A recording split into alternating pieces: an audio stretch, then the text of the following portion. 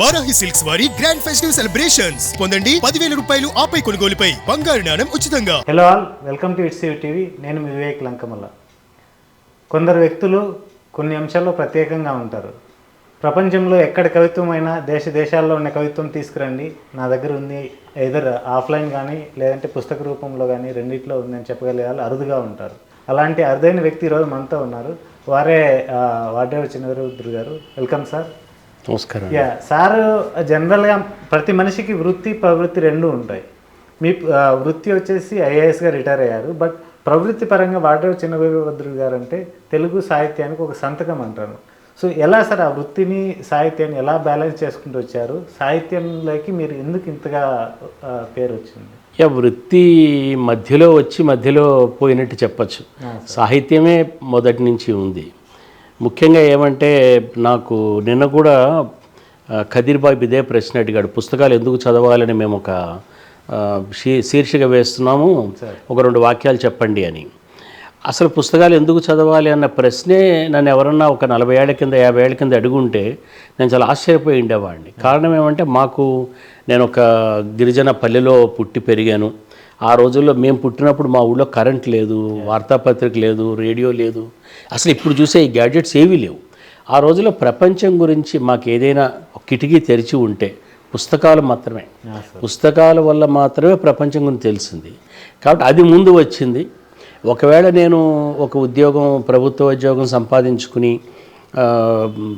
తర్వాత Indian administrative సర్వీస్లో promotion వచ్చి రిటైర్ అయ్యాను అంటే అది కూడా నా పుస్తకాభిలాష వల్ల, పుస్తకాలు చదివే జ్ఞానం వల్ల మాత్రమే అది నాకు లభించింది. పుస్తకాలు ఇచ్చినటువంటి భిక్ష అది. అందువల్ల నా వృత్తి కూడా పుస్తకాలు చదవడమే, పుస్తకాల గురించి మాట్లాడుకుంటూ ఉండడమే. ఇప్పుడు ఏమైందంటే, స్నేహితులు ఒక గ్రూప్ లాగా ఉండి మాట్లాడుకునే అవకాశాలు తక్కువ కాబట్టి ఇప్పుడు జీవితంలో రకరకాల మాధ్యమాల్లో ఆ పని కొనసాగిస్తున్నాను. కానీ యథార్థానికి పుస్తకాల గురించి మాట్లాడుకుంటూ ఉండడం, ఏదైనా పుస్తకం చదివితే ఒక ఆనందం, చదివిన దాని గురించి ఇద్దరు చదివి దాని గురించి మాట్లాడుకుంటే ఇంకా అది ద్విగుణీకృతం అవుతుంది, తగ్గదు. ఎందుకంటే మీకు కొన్ని స్ఫురిస్తే, నాకు కొన్ని స్ఫురిస్తే, ఇద్దరం పంచుకుంటాం కాబట్టి. అందువల్ల ఇదే నా ప్రధానమైనటువంటి జీవిత వ్యాపకం. ఇక ఇంతకు మించి నాకు సంగీతం ఉంది, తర్వాత చిత్రలేఖనం ఉంది. సినిమాల పట్ల, టెలివిజన్ పట్ల నాకు ఆసక్తి లేదు. సంగీతం బాగా వింటాను. సినిమాల గురించి ఆసక్తి లేదన్నది ఎందుకంటే, దెర్సు ఉజులా అనే ఒక జపనీస్ మూవీ అకిరా కురోసావా గారు తీసింది, సైబీరియాలో మంచు ప్రాంతంలో ఉంటే ఆర్టికల్ మీరు రాశారు ఆ సినిమా గురించి. అది నేను చూసిన తర్వాత ఇప్పటికి కూడా నేను ఎవరికైనా ఒక సినిమా సజెస్ట్ చేయాలి. అదే దాని అర్థం ఏంటంటే, మీరు సినిమాలు కూడా చూశారు, మీరు ఆసక్తి లేదని చెప్పడం. ఒక పుస్తకం కూడా తెచ్చాను ఈ మధ్యన, ఇన్విక్టస్ మరి కొన్ని సినిమాలను ఒక పుస్తకం తెచ్చాను. కానీ నన్ను ఆక్యుపై చేసేంత టైం నేను దానికి ఇవ్వలేదు. మా పిల్లవాడికి ఆసక్తి ఉంది. కానీ నేను ప్రధానంగా చిత్రలేఖనం కొంత నా సమయాన్ని తీసుకుంది. బట్ సాహిత్యం, పుస్తకాలు అవేమంటే అందుబాటులో పెరిగే కొద్ది దాహం పెరుగుతుంది. ఒకప్పుడు తెలుగు సాహిత్యం మాత్రమే ఉండేది, తర్వాత కొద్దిగా ఇంగ్లీష్ లిటరేచరు. ఇప్పుడు ఏమిటి సార్, ప్రపంచవ్యాప్తంగా సాహిత్యం అందుబాటులో. పుస్తకం కూడా చైనా కవిత్వం కానీ, చీనా కవిత్వం అంటారు, తర్వాత జపనీస్ కవిత్వం, ఇవన్నిట్లో కలిపి ఎల్లలోకంలో ఒక ఇళ్ళ ఈ పుస్తకం తెచ్చారు కదా సార్. సో మీరు ఇప్పుడు అది ట్రాన్స్లేషన్ చదువుతారా, మూలంలోకి వెళ్ళి దాని భావం తీసుకోవడానికి ట్రై చేస్తారా సార్? నాకు ఇంగ్లీష్ తప్ప వేరే భాషలు రావు సార్, కాబట్టి ఇంగ్లీష్ ద్వారానే చదివాను. కాకపోతే ఏంటంటే, ఇప్పుడున్న సాధనాలు, ఫర్ ఎగ్జాంపుల్ ఆర్టిఫిషియల్ ఇంటెలిజెన్స్ ఉంది. మీరు ఏ టెక్స్ట్ని అడిగినా అది మీకు ట్రాన్స్లేట్ చేసి ఇస్తుంది. ఇప్పుడు ఊహించలేము మనం. ఇప్పుడు నేరుగా నేను జర్మన్ టెక్స్ట్నే ఏఐలోకి వెళ్ళి జర్మన్ ఇచ్చి ఇంగ్లీష్ అంటే ఇస్తుంది. కానీ ప్రధానంగా నేను ఇంగ్లీష్ అనువాదాలు చదివాను. ఇంగ్లీష్ అనువాదాలు కూడా ఇప్పుడు కొన్ని రకాల కవిత్వాలు, ఫర్ ఎగ్జాంపుల్ చైనీస్ ఉందనుకోండి, ఒక్క అనువాదం సరిపోదు మనకి, 4-5 అనువాదాలు చూడాలి. ఎందుకంటే ఆ భాషకున్న ప్రత్యేకత వల్ల మన తెలుగు వాక్యంలాగా ఇన్ని వచనాలు, ఇంత లింగభేదం ఇవన్నీ ఆ భాషల్లో ఉండవు, ఇన్ని విభక్తులు ఉండవు. కాబట్టి ఒక్కొక్క అనువాదకుడు ఒక్కొక్క అనువాదం చేస్తాడు. అందువల్ల ఎక్కువ అంటే ఆల్మోస్ట్ నాకు తెలుగు, హిందీ చదవగలను, అర్థం చేసుకోగలను, సంస్కృతం చదవగలను, అర్థం చేసుకోగలను. But even Sanskrit text, Hindi text కూడా నేను ఇంగ్లీష్ ద్వారానే చదివాను. మీరు బేసిక్గా చదవడాన్ని ఎంజాయ్ చేస్తారా, రాయడాన్ని ఎంజాయ్ చేస్తారా సార్? మీరు చదవడాన్ని ఎంజాయ్ చేస్తాను. రాయటం ఎందుకంటే ఇన్ఫ్యాక్ట్ నేను రాసిన పోస్టులన్నీ కూడా ఎందుకు రాస్తానంటే వంట పట్టించుకోవడం కోసం అన్నమాట. ఓకే. ఇంగ్లీష్లో ఇంటర్నలైజ్ అంటాం. అంటే చదివిన తర్వాత ఆ మెమరీ ఇంప్రెషన్స్ ఫ్రెష్గా రాసేసుకుంటే అప్పుడు ఏమవుతుందంటే ఒంట్లోకి వెళ్ళిపోతుంది. రాసిన పుస్తకం గురించి మీరు ఏదైనా పుస్తకం గురించి రాసిన దాని గురించి 30 ఏళ్ల తర్వాత అంటే నేను చెప్పగలను, రాయకపోతే చెప్పలేను, వేగ్ ఇంప్రెషన్ ఉండిపోతుంది. అందుకని రాయటం ఐ ప్రిఫర్ ఓన్లీ టు దాన్ని చదివిన ఆ పఠనానుభవాన్ని to better internalize that only రాయటం అనమాట. ఓకే. సో మీరు ఈ చదవడాన్ని ఎంజాయ్ చేస్తున్నారు కదా, అందులో మనకి రకరకాల ప్రక్రియలు, కవిత్వం ఉంది, కథ ఉంది, నవల ఉంది, వ్యాసం ఉంది. ఏ దాన్ని ఎంజాయ్ చేస్తారు సార్? కవిత్వాన్ని ఎంజాయ్ చేస్తారా? అంటే చదివేదాన్ని మోర్ ఇంకా కావాలి, ఏ దిల్మాంగే మోర్ అనే టైప్లో. బ్యూటిఫుల్. మాకు భవిపాటి జగన్నాథరావు గారిని ఒక మంచి గురువు, మిత్రుడు. ఆయన కథల గురించి మాకు ఆయనే గురువు. ఆయన ఒకసారి ప్రశ్న అడిగారు. మీరు అడిగితే ఇప్పుడు నాకు 45 ఏళ్ల కింద 45 ఏళ్ల కింద అడిగాడు ఈ ప్రశ్న. ఆయన ఏమడిగాడంటే, నీ దగ్గర బల్ల మీద నేను ఒక పోయిటరీ బుక్, ఒక షార్ట్స్ ఇట్లాగే మీరు అడిగినవన్నీ పెట్టాను అనుకో, ముందు ఏ పుస్తకం తీసుకుంటావు అని అడిగారు. అడిగితే నేను పోయిటరీ బుక్ తీసుకుంటాను అన్నా. నువ్వు కథల పుస్తకం తీసుకుంటాను అంటావేమో అని అనుకున్నానేమో అన్నారు ఆయన. లేదు, I take poetry book for 2 reasons. ఒకటి ఏంటంటే పోయిటరీ, ఇప్పుడు నవల అనుకోండి, నవల మొత్తం చదవాలి ముందు, బల్క్. పోయిటరీ అయితే ఏంటంటే మీరు ఒక చిన్న పీస్ చదివినా కూడా మీరు ఇమ్మీడియట్గా, దట్ ఈస్ 1 reason. రెండోది ఏంటంటే పోయిటరీ అనేది క్రిస్టలైజ్డ్ ఎక్స్పీరియన్స్, అది క్యాప్సులైజ్డ్ అన్నమాట. ఒక్క 10 లైన్లు చదవగానే మీకు ఆ మొత్తం. అంటే కొన్ని చోట్ల ఒక అది కవి హృదయం అర్థం కాకపోవడం అనేది కూడా ఉంటుంది కదా సార్ కవిత్వంలో. కథలో అది ఉండదు, ఎందుకంటే కథలో ఎలాబరేట్ రాసి, కవిత్వంలో అంటే అతను ఒక ఇంటెన్షన్ రాసినప్పుడు అదే రాసిన రచన మనకు ఇంకొక ఇంటెన్షన్లో అర్థం అవ్వచ్చు. ఇలాంటి కాంప్లికేషన్స్ కూడా ఉంటాయి కదా సార్ కవిత్వంలో? ఉంటాయి. యాక్చువల్గా అర్థం కాని కవిత్వం మళ్ళా చదివిస్తుంది కదా, యూ విల్ రీవిజిట్ దట్, అర్థమయ్యేదాకా. ఇప్పుడు అందుకనే 2 రకాలు ఉంటాయి కవిత్వాల్లో కూడా. మనం అర్థమయ్యింది అనుకుంటాం, నిజంగా అర్థమయ్యిందా? ఈ ఉదాహరణకు తెలుగు సాహిత్యంలో అందరికీ సుబోధకంగా అర్థమయ్యే కవి ఎవర్రా అంటే చిన్నపిల్లలు కూడా చదివించే కవి వేమన. నిజంగా అర్థమయ్యాడా వేమన మనకి? ఇప్పుడు ఆయన ఒక పద్యం ఉంది, ఏమిటది? భక్తి కలుగు కూడు పట్టెడైనను చాలు విశ్వదాభిరామ్ వినరు. ఈ భక్తి కలుగు కూడు అంటే భక్తితో పెట్టినటువంటి కూడు అనే అర్థంలో యోగి వేమన సినిమాలో కూడా అలాగే సీన్ తీశారు, ఓకే, భక్తితో పెట్టింది అని. కానీ నాకు ఆ పద్యం నాకు చిన్నప్పుడు ఎప్పుడు విన్నాను తెలియదు, బట్ నా 50 ఏళ్ల వయసులో ఒకసారి ఆ పద్యం, అరే భక్తి కలుగు అంటే ఏ కూడు తింటే నీకు భక్తి కలుగుతుందో ఓకే అన్న అర్థంలో అన్నాడు ఆయన. భక్తితో పెట్టిన అర్థం కాదు, ఆ కూడు తినగా నీకు భక్తి కలిగితే, భక్తి కలుగు అంటే కలిగించే, కూడు పట్టెడైనా చాలు. లేదా నీకు అల్టిమేట్లీ భక్తి అంటే దైవభక్తినే కాదు, జీవితం పట్ల ప్రేమ ఏదైనా కానీ. అంటే ఏంటి ఆ కలుగు అన్న వెర్బ్ ఒక్కసారి అది ఆ మొత్తం పోయంని నిజంగానే చదివానా అనిపిస్తుంది అనమాట. అందువల్ల పోయిటరీ మనకు అర్థమయ్యింది అని అనుకున్నప్పుడు కూడా అది ఎప్పటికప్పుడు కొత్త మీనింగ్స్ ఇస్తూనే ఉంటుంది అది మనకి. యా సార్, మనం ఈవెన్ మనం ఉన్న మానసిక స్థితిగా సందర్భాన్ని బట్టి కూడా డిఫరెంట్గా వస్తుంది. సో ఇప్పుడు మీరు తర్వాత మనకు చెప్పాలంటే ఫారిన్ చదివారు, తర్వాత వేమన గురించి చెప్పారు. ఇదే కడపలో ఉన్న కవి చౌడప్ప కవిత్వం చదివారు సార్? చదివాం కదా, చదివారా? సో మొత్తం కొందవరపు కవి చౌడప్ప పద్యం, అది ఒక సామెత కూడా ఉంది కదా, వానలో తడవని వాడు చౌడప్ప పద్యం వినని వాడు ఉండడు. సో చదివారు. జనరల్గా ఇప్పుడు మీ ఫస్ట్ బుక్ ఏ సార్, మీరు రాసిన ఫస్ట్ బుక్ ఏది? నేను నిర్వికల్ప సంగీతం అని నా పోయిటరీ బుక్ 40 ఏళ్ళు అయింది, 1986లో రాజమండ్రిలో తీసుకొచ్చాను. అది నా మొదటి కవితా సంపుటి. అది నిర్వికల్ప సంగీతం. అదే నా విజిటింగ్ కార్డ్. అది తర్వాత ఇంకా నాకు సాహిత్య ప్రపంచంలో వేరే పరిచయం అవసరం లేకపోయింది అనమాట. పోయిటరీతో స్టార్ట్ చేశారు. తర్వాత ఎల్లలోకం, నేను నడిచిన దారులు అనేది ఎన్నో పుస్తకం సార్ అది?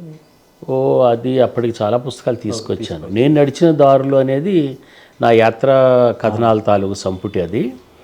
అది 2011లో తెచ్చాను. అప్పటికే నేను ఐ థింక్ బ్రాట్ సమ్ ఒక 10-15 పుస్తకాలు వచ్చాయి అప్పటికి. ఇంకోటి చూస్తే మీ ఇప్పుడు నిర్వికల్ప సంగీతం అన్నారు, తర్వాత నేను నడిచిన దారులు, తర్వాత ఎల్లలోకంలోకి వెళ్ళాయి, కోకిల పాట, ప్రవేశించే కాలం, పాటలు పుట్టిన తావులు. ఈ టైటిల్స్లోనే ఒక ప్రత్యేకత ఉంది సార్. అంటే దీంట్లో మీరు భావయుక్తంగా ఉండడానికి పోయిటిక్ వేలో ఎంచుకుంటారా, లేదంటే దాని వెనకాల తాత్వికత ఉందా? ఈ రెండింటిని కలిపి ఒక అద్భుతమైన టైటిల్ తీసుకొస్తున్నారు. అంటే దీని వెనకాల ఉన్న రీజన్ ఏంటి సార్? అంటే అంత మంచి టైటిల్స్ చాలా సంతోషం. టైటిల్స్ మీరు బాగున్నాయన్నారు అంటే సార్ చాలా సంతోషం. కానీ టైటిల్స్ చాలాసార్లు నేను అనుకుని మొదలుపెట్టిన టైటిల్ అది ఉండదు. ఆ టైటిల్ మధ్యలో ఎక్కడో స్ఫురిస్తుంది అనమాట. ఉదాహరణకి పాటలు పుట్టిన తావులు అంటే అది తమిళ్ పోయిట్రీయే. వాళ్ళు శివకవులు పాడల్ పేట తలంగళ్ళని తమిళ్లో అన్నారు. అంటే పాటలు పుట్టిన తావులనే స్థలాలు అనాలి. తావులు అనే మాట ఒక బ్యూటిఫుల్ వర్డ్ తెలుగులో, ఎందుకంటే 2 అర్థాలు ఉన్నాయి. Place, fragrance. తావి అంటే స్థలం, ఆ తావులు స్థలాలు. తావులు అంటే సుగంధాలు కూడా. పాటలు పుట్టిన తావులు. అది పెద్ద కష్టం కాలేదు. దాని కింద ఒక బైలైన్ వచ్చింది. అక్కడ దేవుడు ఆగి వింటున్నాడు అని బైలైన్ అనమాట. అది బైలైన్ చాలా స్ట్రగుల్ అయ్యాం. ఒక దాదాపు 10-12 రకాల బైలైన్స్ ఆలోచించి చివరికి ఇది ఎవరు చెప్పారో చెవిలో ఆ దేవుడు ఆగి వింటున్నాడు అనే మాట నాకే చాలా బ్యూటిఫుల్గా అయింది. నిజంగానే దేవుడు ఆగి వింటున్నాడు అక్కడ. అట్లానే ఎల్లలోకం ఒక్క ఇల్లై గురజాడ అప్పారావు గారి మాట. ఎల్లలోకము ఒక్క ఇల్లై వర్ణభేదములెల్ల కల్లై వేల నెరుగని ప్రేమబంధము వేడుకల కురి అని అన్నాడు ఆయన. ఇది ఆ పుస్తకం నేను మొదలుపెట్టినప్పుడు ఎల్లలోకం ఒక్క ఇల్లే అని పెట్టుకోలేదు. కానీ మొత్తం ఇండెక్స్ తయారు చేసుకుంటున్నప్పుడు ఏ పోయిటరీస్ ఇందులో వచ్చాయని చేస్తే అన్ని ఖండాలకు సంబంధించిన దాదాపుగా మేజర్ లాంగ్వేజ్ సంబంధించినవన్నీ వచ్చాయి. ఓకే. అది నేను ఒక పథకం ప్రకారం రాసింది కాదు. ముఖ్యంగా 10 ఏళ్ల కాలంలో నా ఉద్యోగ జీవితంలో ఫేస్బుక్ మాధ్యమం వచ్చిన తర్వాత రోజు పొద్దున్న రాసుకునేవాడిని అనమాట. Even at the height of my official work also. రోజుకి తెల్లవారుజాము లేచి కూర్చుని ఫైళ్ళు క్లియర్ చేసుకుని, బట్ ఇది చేయకపోతే మాత్రం నాకు మనశ్శాంతి ఉండేది కాదు. ఇప్పుడు కూడా మీ బ్లాగ్లో ఖచ్చితంగా ఆర్టికల్ అయితే వస్తుంటుంది సార్. అవి ఇప్పుడంటే ఓకే, నాకు పదవి విరమణ అప్పుడు నా ఉద్యోగ జీవితం మధ్యలో కూడా నేను చేసేవాడిని. అయితే ఈ ఇండెక్స్ వేసుకున్నప్పుడు ఆ డేట్స్ చూస్తూ ఉంటే ఆ రోజుల్లో నా ఉద్యోగ జీవితంలోనో మరో రకంగానో ఏవో క్రైసిస్లో కష్టాలు ఇబ్బందులు ఏవి ఉండుంటాయి అనుకోండి, వాటి నీడ కూడా వీటి మీద లేదు. అసలు ఇది రాసిన వాడు ఆ జీవితం జీవించిన వాడు ఒకడేనా అనిపించింది. అప్పుడు నాకేమనిపించిందంటే లేదు, కవి ఎల్లలోకం ఒక్క ఇల్లే అంటే ప్రపంచంలో ఉండే అన్ని రాజ్యాలు ఒక రాజ్యం అయిపోతుందని అర్థం కాదు. దాశరథి ఒక బ్యూటిఫుల్ మాట అన్నాడు. ఏమన్నాడంటే రోజు ఇక్కడ, అంటే ఆయన హృదయంలో రోజు ఇక్కడ కబీరు కంబరేమో తమిళ కవి, కబీరు కంబరు కలిసి కవిత్వం చదువుతారు. ప్రతిరోజు మన హృదయంలో అఖిల భారత కవి సమ్మేళనం జరగాలి అన్నాడు. నాకు నా హృదయంలో అఖిల ప్రపంచ కవి సమ్మేళనం జరిగినట్టుంది. ఆ పోయెట్స్ ఎలా వచ్చారు, ఎవరు పరిచయం చేశారు, అందుకని నాకు ఈ మాట ఎల్లలోకం ఒక్కేలేని మాట స్ఫురించింది అనమాట. అది పెట్టాను నేను. తర్వాత నాతో అనిల్ భక్తుల అన్నాడు, గాలి నాసర్ రెడ్డి అన్నాడు, ఎట్లా ఇది మనకెందుకు తట్టలేదు ఈ మాట, ఈయనకి ఎలా తట్టింది అని. అట్లా అది మోస్ట్లీ ఏమిటంటే some inner voice tells me. మామూలు ఏదో ఏదో అనుకుని మొదలు పెడతాను, బట్ టైటిల్స్ డిస్కార్డ్ అయిపోతాయి, ఎక్కడో పోతాయి అవి.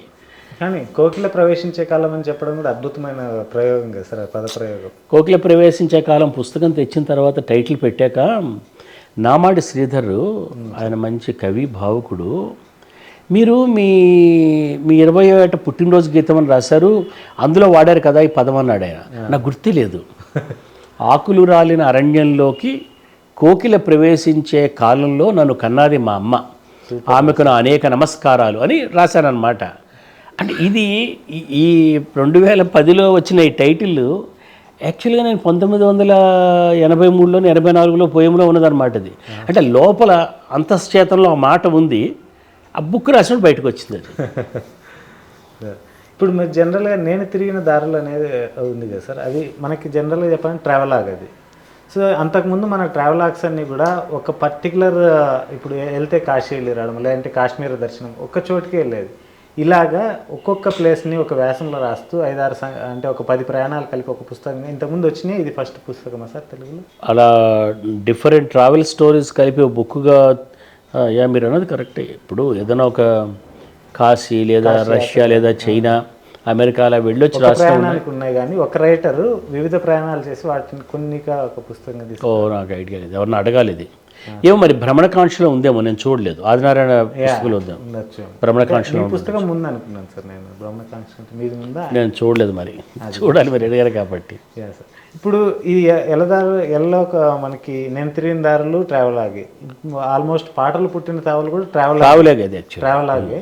సో మీరు వెళ్తున్న క్రమంలో ఏదైతే ఆ వెతుక్కుంటూ వెళ్ళే క్రమంలో ఆ ప్రాంతం తాలూకు ఒక చరిత్ర, సామాజిక, సాంస్కృతిక, ఆర్థిక, రాజకీయ, చారిత్రక సంస్కృతి కూడా ఉంటుంది సార్.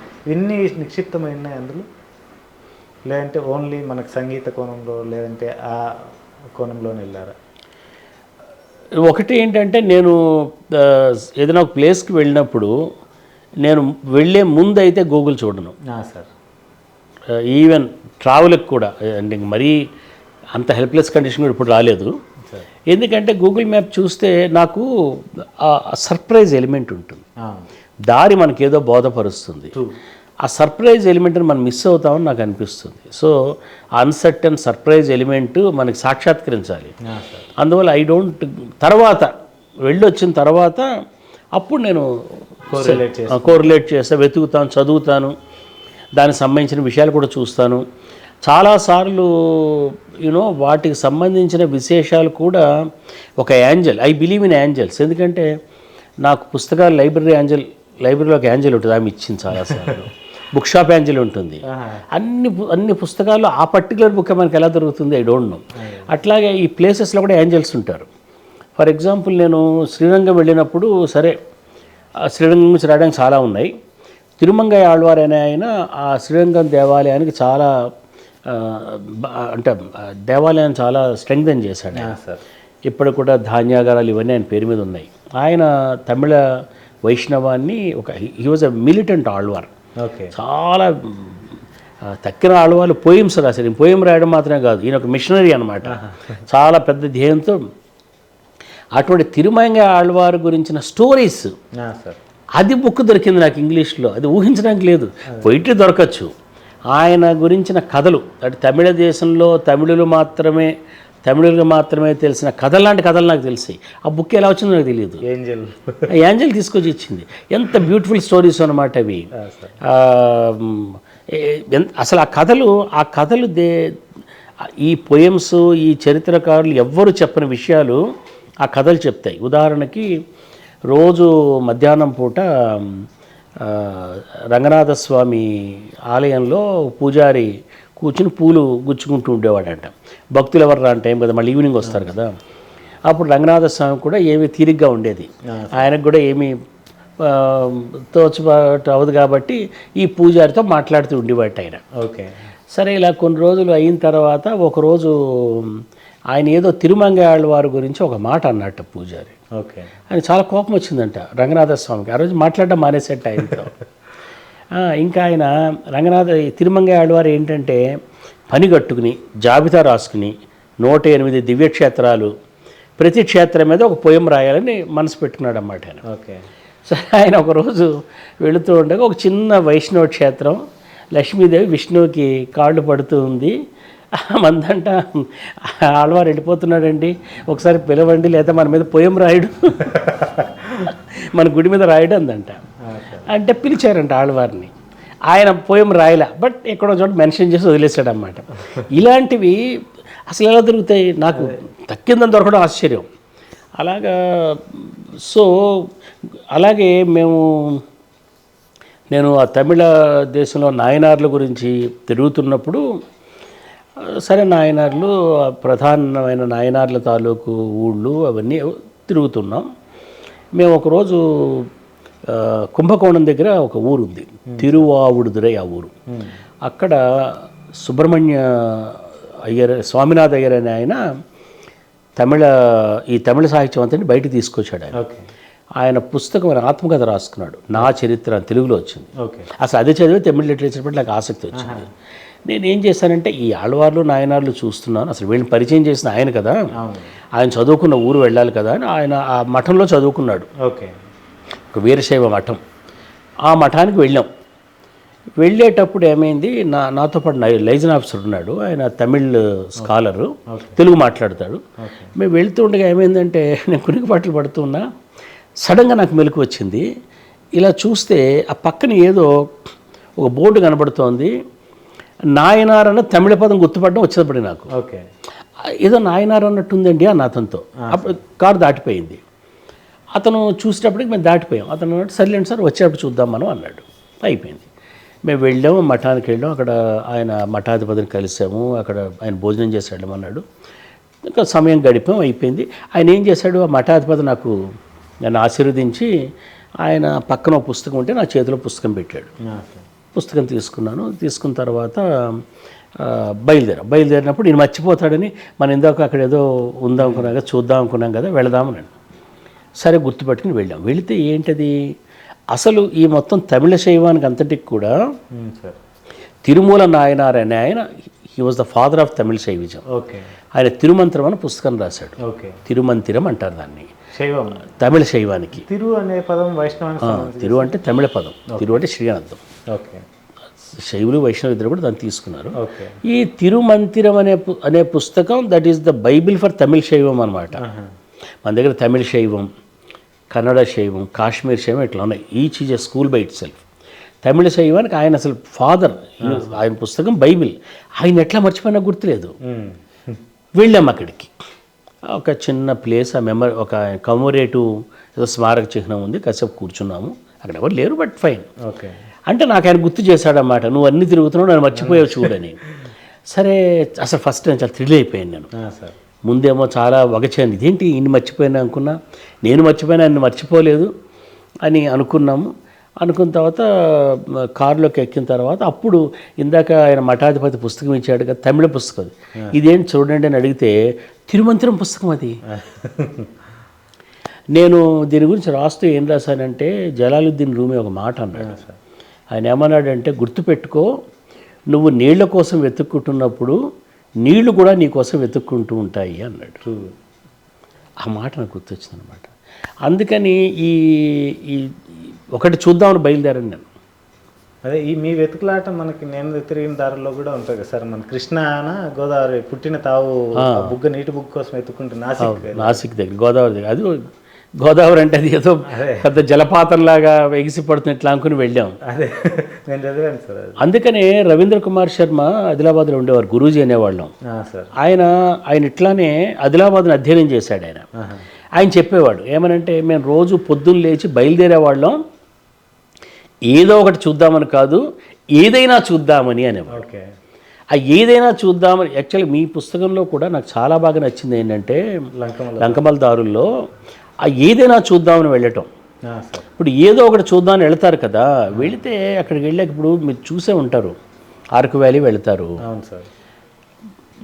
పరుగెత్తికి వెళ్తారు, ఏం చేయాలో తెలియదు. అక్కడికి వెళ్ళిన తర్వాత తింటారు, తాగుతారు, అదంతా కూడా ప్లాస్టిక్ బ్యాగులు, ప్లాస్టిక్ సంచులు పడేసి వస్తారు.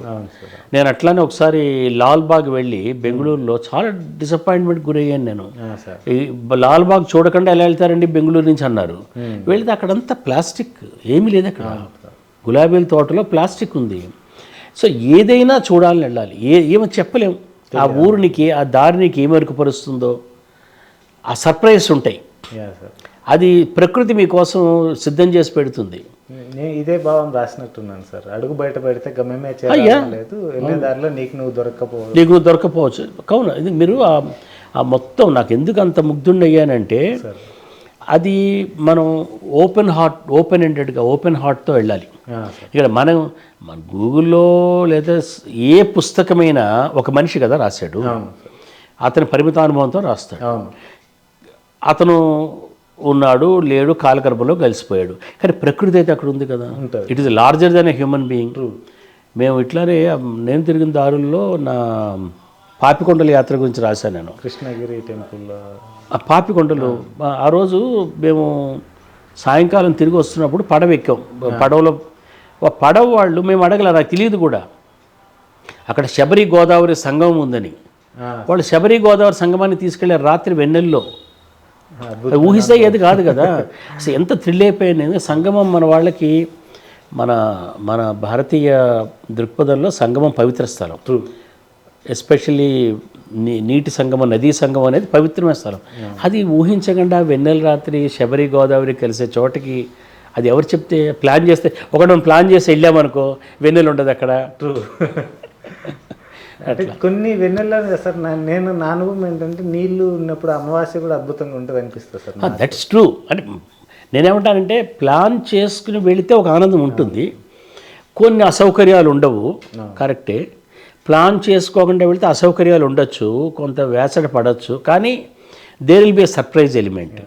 చాలాసార్లు ఆ సర్ప్రైజ్ ఎలిమెంట్ కోసం కూడా ప్రయాణాలు చేస్తాం. ఏం దాచిపెట్టుందో అక్కడ, ఈరోజు చూద్దాం ఏ అనుభవం ఉందో అని అట్లా. అండ్ అది ఎక్కడో తాజ్మహల్లోనో, లేకపోతే ఇన్ఫ్యాక్ట్ నేను ఒక పోయం కూడా రాసా. ఒకసారి తాజ్మహల్ వెళ్ళినప్పుడైతే, తాజ్మహల్ వెళ్ళి అక్కడ హోటల్లో ఆపారు, కూర్చున్నాము. మళ్ళీ తాజ్మహల్ తీసుకెళ్తారు లంచ్ విరామం కాదు.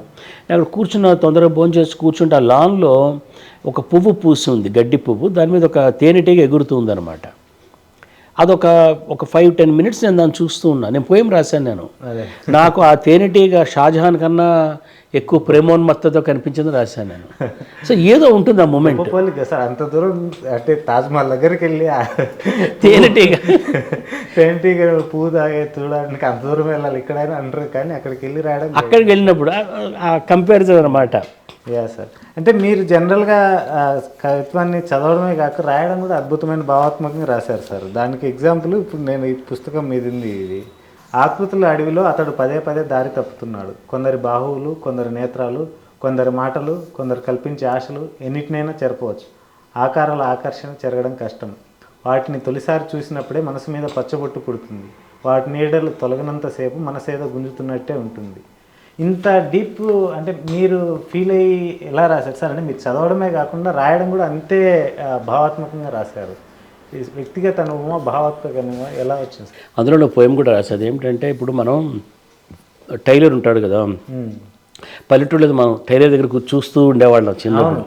అదొక సామాన్యం, సైన్స్ లాగా అనిపించింది. అది పెద్ద అక్కడ ఆ టైలరు చక్రం తిప్పగానే పైనున్న సూది లోపలికి వెళ్ళి ఆ బాబిన్లోకి దారం పెడతాడు. ఈ సూది వెళ్ళి ఆ కిందనున్న దారాన్ని పైకి లాగుతుంది. అదే కదా మొత్తం స్టిచ్చింగ్ అంతా. అది ఎప్పుడు నాకు ఆశ్చర్యంగా ఉండేది. ఈ బయట ఈ సూదికి దారం ఎక్కించేవాడు, ఇది లోపలికి వెళ్ళేది, లోపల నుంచి అలాగే ఏమవుతుందంటే బయట ప్రపంచం మన మీద ఇచ్చే అనుభవాలు, అందులో మనం చదివే పోయిటరీ కూడా ఒకటి ఉంటుంది. బయట పోయిటరీ చదువుతాం కదా, ఇది లోపల ఉన్నటువంటి థాట్స్ని, ఫీలింగ్స్ని బయటికి తీసుకురావాలి. అప్పుడు ఒక స్టిచ్చింగ్ అవుతుంది అనమాట. మనం బయట పోయిటరీస్, గొప్ప పోయిటరీస్ చదివితే కలిగే లాభం ఏమిటంటే వాటిని ఇమిటేట్ చేయక్కర్లేదు, అలా రాయక్కర్లేదు కూడా. కానీ లోపలి ఎక్స్పీరియన్స్ని ఎలాగ మనం పోయంగా మార్చచ్చో అది చెప్తుంది. ఎస్పెషల్లీ కోకిల ప్రవేశించే కాలం నుంచి నేను ఆ రకమైన ఒక విద్య సాధనలాగా ప్రాక్టీస్ చేశాను అనమాట. ఇప్పుడు మామూలుగా పొద్దున్నే బంగారం కురుస్తోంది అనొచ్చు సూర్యోదయాన్ని, ఇది చాలామంది చెప్పారు. అలా కాదు, ఇంకేదైనా కొత్తగా చెప్పగలమా, ఈ కొత్తగా చెప్పడంలో ఇంకేదైనా మార్గం చెప్పగలమా? సో ఆయన థామస్ ట్రాన్స్ఫార్మర్ అని ఒక స్వీడిష్ పోయిట్ ఉన్నాడు. హీజ్ అన్ ఎక్స్ట్రాడినరీ ఆల్కెమిస్ట్ అనమాట ఇలా రాయటంలో. అతను ఏమంటాడు, ఒక గ్లాసులో వేసిన ట్యాబ్లెట్ కరిగిపోయినట్టు వెలుగు చీకట్లో కలిసిపోయింది అంటాడు. అలా కొత్త రూపంలో చెప్పగలమా? అది చాలా నిత్య జీవితంలో ఉండే ఎక్స్పీరియన్స్ అవ్వాలి, కానీ కొత్త మీనింగ్ ఎక్స్ప్రెషన్. యాక్చువల్లీ మన గ్రేట్ పోయిట్స్ అన్నవాళ్ళు, సే ఫర్ ఎగ్జాంపుల్ కబీర్, ఆయన ఎంత పల్లెటూరులో రోజువారి అందరూ చూసేటటువంటి ఉదాహరణకి చేట, తిరగలి, ఆ చేట చూశాడు. ఆయన ఏమన్నాడు, ఒక సాధు ఐసా చాహియే జైసే సూపు సుఫాయి, చేటలాగా తాలు పొల్లు బయటికి పంపించేయాలి, అసలు మాత్రం దగ్గర పెట్టుకోవాలి. తిరగలు చూశాడు, ఆ తిరగల్లో పైన ఒకటి కింద ఒకటి, పై ప్రపంచం కింద ప్రపంచం, మధ్యలో మనుషులు చిక్కి చూడగానే కబీరా రోయా, కబీర్ ఏడవడం మొదలుపెట్టాడు. ఆ తిరగలి చూసి ఏం రాయని చెప్పి ఇట్లా చేట, తిరగలి, చీపురు, ఇలాంటి ఆ డే టు డే రోజువారీ వాటిని అద్భుతంగా వాళ్ళు పారలౌకికంగా చేస్తారన్నమాట. Yeah sir. అది దాన్ని యాక్చువల్గా ఇప్పుడు గంభీర విషయాలు రాయడం, గంభీరంగా రాయటం, ముఖ్యంగా తెలుగు పోయిటరీలో ఏంటంటే సౌండింగ్ గ్రాండ్, సార్. చాలా తెలుగు కవి చాలా గ్రాండ్గా చెప్పాలనుకుంటాడు. ఓకే. అది మొదట్లో ఉండొచ్చు ఆ ప్రలోభాలు. నేను కూడా కొన్ని పోయమ్స్ అట్లా రాశాను తొలి రోజుల్లో. ఏదో సత్యపూర్ణ అని ఒక కవిత రాశాను, ఇలాగే రాశాను. బట్ మనం కాలం గడిచే కొద్ది శ్రీశ్రీయే మహాప్రస్థానంలాగా మళ్ళీ రాయలేదు ఆయన. మరో ప్రస్థానంకి వచ్చినప్పటికి ఆయన వేమన్లాగా గురజాడలాగా రాయాలనుకున్నాడు. అంటే చిన్న చిన్న తెలుగు మాటలు క్లుప్తంగా అలతి అలతి పదాలతో చెప్పగలగాలి. పొయిటరీ అంటే అది. పొయిటరీ పదాలు ఎక్కువ మన మీద బడ్డన ఉండకూడదు, క్లుప్తంగా ఉంటే అలా మన మీద ఒక ఇంప్రెషన్ వదిలిపెట్టాలి. అది చేయడానికి ప్రయత్నం చేశాను అన్నమాట. సో ఇప్పుడు జనరల్గా మీరు ఈ భావాత్మకంగా ఏదైతే కవిత్వం ఉందో దాన్ని కథల్లోకి నవలలోకి తీసుకొచ్చారు సార్. నాకు ఇంకో చిన్న డౌట్ ఏంటంటే వాటిరాజు చిన్నబోధరాజు సార్కి సంబంధించిన కవిత్వానికి ఒక స్థాయిని, వ్యాసాలకు గొప్ప స్థాయిని, అంత స్థాయిలోకి కథలు నవలల్లోకి వెళ్ళలేదేమో అనిపిస్తుంది సార్. అంటే కథల్లో డెప్త్ ఉండొచ్చు, బట్ జనాల్లోకి వెళ్ళలేదేమో అనిపిస్తుంది. కథలు నేను రాయడం కూడా గ్యాప్ రావడం కారణం. కానీ నేను ఏం చేశానంటే రియాలిటీస్ ఉంటాయి కదా, సోషల్ రియాలిటీస్, వాటిని చెప్పడానికి కథలు మాధ్యమంగా తీసుకున్నాను. నేను ఒక సుజాత అనే ఒక కథ చదివాను ఇప్పటికి కూడా. సో అలాంటి రియాలిటీస్ నేను పొయిటరీలో చెప్పలేదు.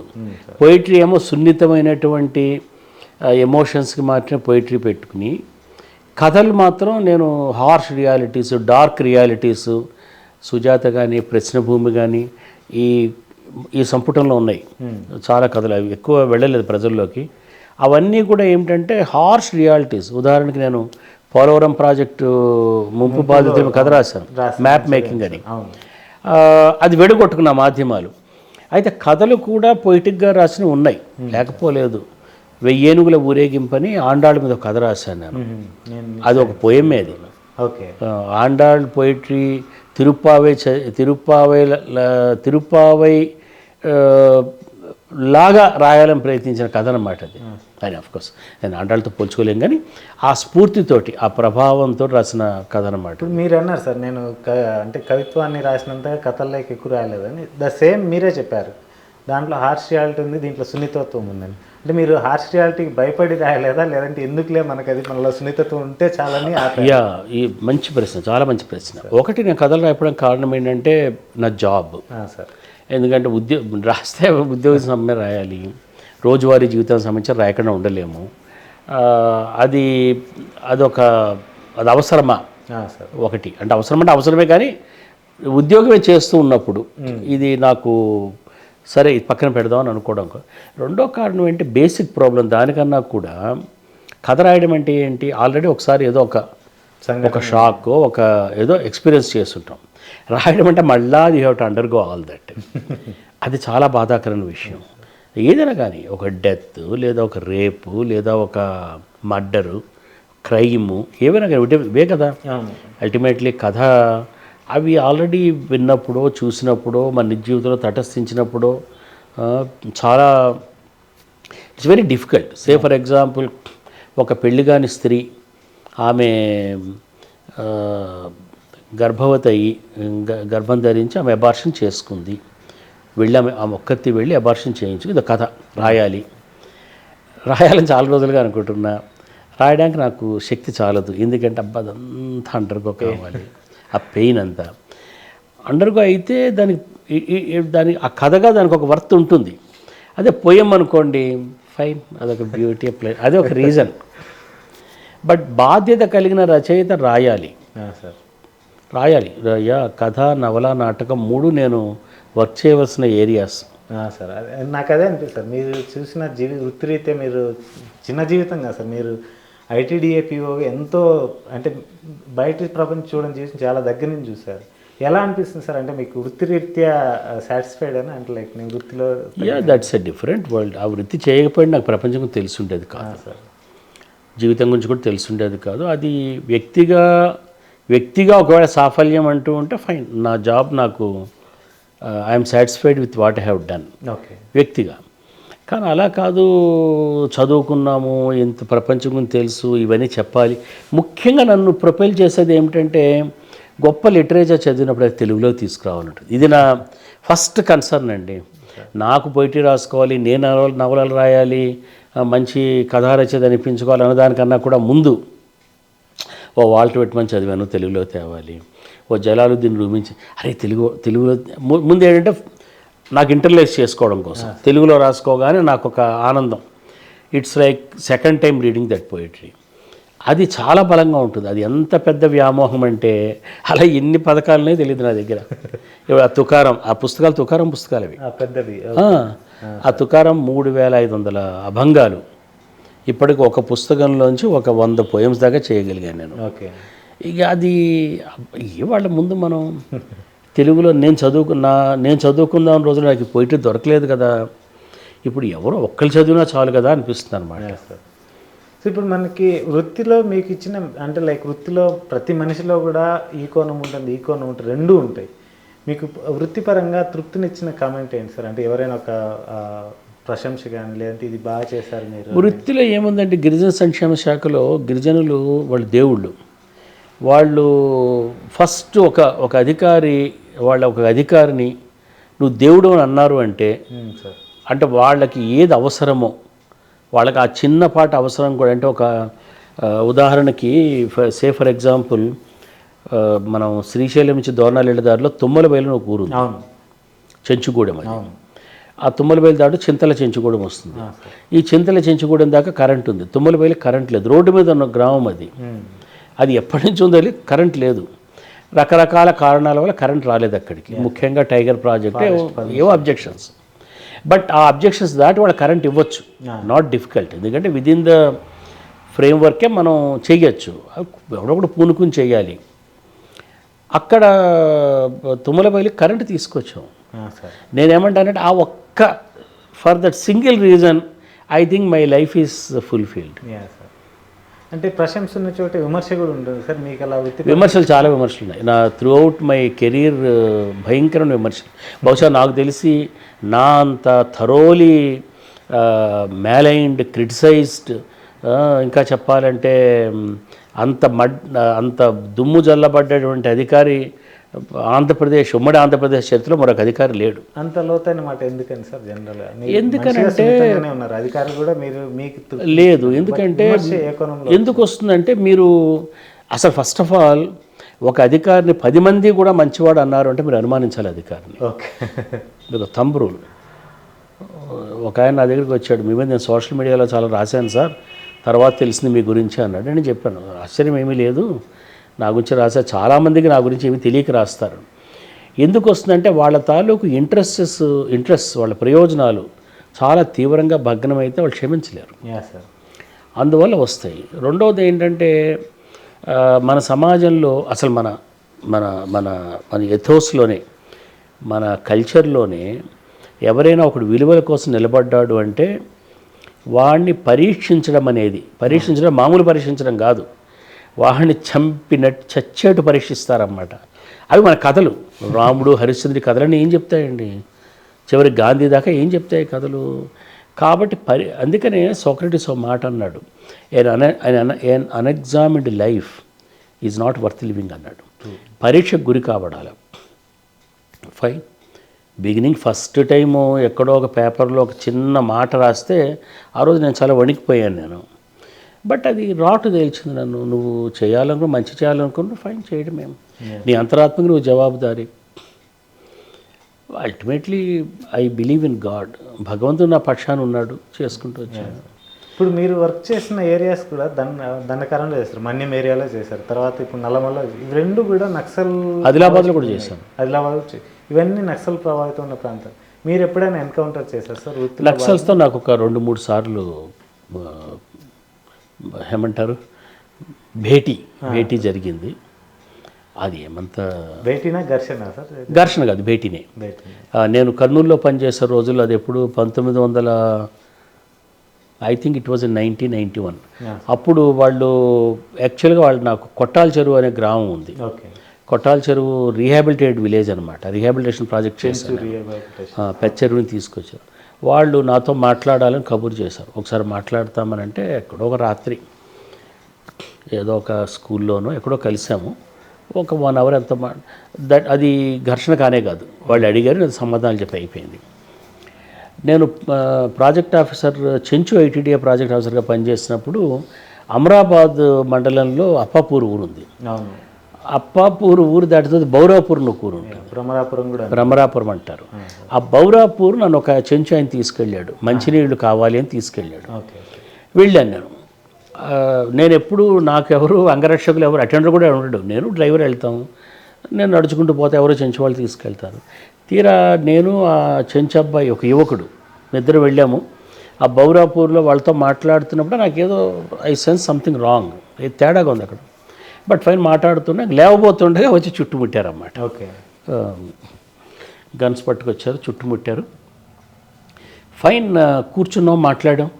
వాళ్ళలో ఎవరో ఒక కుర్రవాడు, అతని దగ్గర ఆయుధాలు లేవు, ఆయన వాళ్ళ తాలూకు ఇంటలెక్చువల్ అంట. ఏదో నాకు అతనితో మాట్లాడికి ఏమర్థమైందంటే అతనికి ఏమీ తెలియదని అర్థమైంది. అతనికి తెలియదని అంటే ఏదో వాళ్ళు ఒక సెట్ థింకింగ్లో ఉంటారు. ఏదో ఎక్స్ప్లెయిన్ చేయడానికి ట్రై చేశాను. అయితే వాళ్ళల్లో ఆ కుర్రాడు ఒక అతని దగ్గర మెషిన్ గన్ ఉంది, అతను చెంచు ఆయనంట. అతను అన్నాడు, ఏదో మాడేది ఏంటో వేసేద్దామన్నాడు. ఓకే. వాడేదో వారిస్తున్నాడు. ఈ లోపల ఏమైందంటే నన్ను తీసుకువెళ్ళిన చెంచు యువకుడు ఉన్నాడు కదా, ఇతను అతనికి తెలుసు, వాళ్ళిద్దరూ చెంచు వాళ్ళే కదా. ఇతను కోపం వచ్చింది. నేనేదో మంచినీళ్ళు కోసం అని చెప్పి బావి తవ్విస్తాడని తీసుకొస్తే నువ్వేంటి ఇలా అడ్డు పెడుతున్నావు అని ఇతను తగాదా పడ్డాడు. వాళ్ళతో దెబ్బలాడుకున్నారు. కాబట్టి చివరికి అది బూమరాంగ్డ్ అనమాట. చివరి కొట్టుకున్నారు, ఏదో మొత్తానికి అయ్యింది. బట్ ఏం జరిగిందంటే ఆ ఇన్సిడెంట్ తర్వాత, అది నేను 3 ఏళ్ళు పనిచేశాను శ్రీశైలంలో. ఇది ఒక 1.5 years తర్వాత జరిగింది ఇన్సిడెంట్. ఆ 1.5 years అంటే ఇన్సిడెంట్ జరగక ముందు మా అధికారులు ఉంటారు కదా, సార్ ఇప్పుడే ఇక్కడ అన్నలు ఉన్నారు సార్, మీకోసం మాటు వేశారు సార్, ఇది ఇప్పుడే ఇక్కడ అన్నలు ఇప్పుడే వచ్చి వెళ్ళారు సార్, ఆ ఊళ్ళని ఆ దావుపల్లి ఊరు ఉంది, ఈ దావుపల్లి దగ్గర మీకోసం చూస్తున్నారు సార్, ఇలాగ అనేవారు అనమాట. ఎందుకు చూస్తున్నారు, ఎందుకు మాటు వేస్తున్నారు నాకు అర్థమయ్యేది కాదు. బికాస్ ఆ చెంచు టైగర్ ప్రాజెక్ట్ అభయారణ్యంలో అర్ధరాత్రి లేదా రాత్రి తెల్లవారుజాము 2 3 వెహికల్ వెళ్ళేది నా ఒక్క వెహికలే. నాకు పర్మిషన్ ఉండేది పీఓకి. ఎంత అర్ధరాత్రి నా వెహికల్ వెళ్ళేది, నా వెహికల్ ఇది ఉండేది, వైర్లెస్ ఉండేది. వైర్లెస్ ఎందుకు ఉండేది అంటే ఎక్కడైనా ఎవరైనా ప్రెగ్నెంట్ లేడీ ఉంది, ఇబ్బంది పడిందని చెప్పడం కోసం పెట్టుకునేవాళ్ళం. నన్ను ఎవరు ఎప్పుడు అటకాయించింది లేదు, నా తగదా పడ్డది లేదు, ఏదో అన్నమాట. అంటే తెలుసు కదా ఈ సిస్టమ్ ఎలా ఉంటుంది, బెదిరిద్దాము ఏదో, ఇది ఒక న్యూసెన్స్ ఉండేది. ఒకరోజు సార్ అన్నలు ఎంక్వైరీ చేశారంట సార్, మీరు ఫలానా వాళ్ళకి ఏదో స్కీమ్ మంజూరు చేసి డబ్బులు తీసుకున్నారని ఎంక్వైరీ చేశారంట సార్. ఏ ఊళ్ళో, ఊరు పేరు చెప్పాడు. ఈవినింగ్ 7-8 చెప్పాడండి. నాకు నేను అన్నాను, పొద్దున్న ఫోన్ చేసేవాడికి 5 o'clock ఫోన్ చేశా, మా అధికారే. ఏం సార్ అన్నాడు, ఇంత పొద్దున్న చేశారు, నువ్వు రెడీ అవ్వు 6 o'clock నువ్వు అక్కడికి రా, నువ్వు సుండిపండి గెస్ట్ హౌస్ దగ్గర రా, మన ఊరు వెళ్తున్నాం మనం.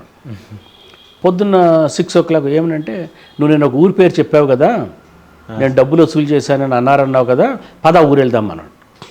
వెళ్ళిపోయాం ఊరు.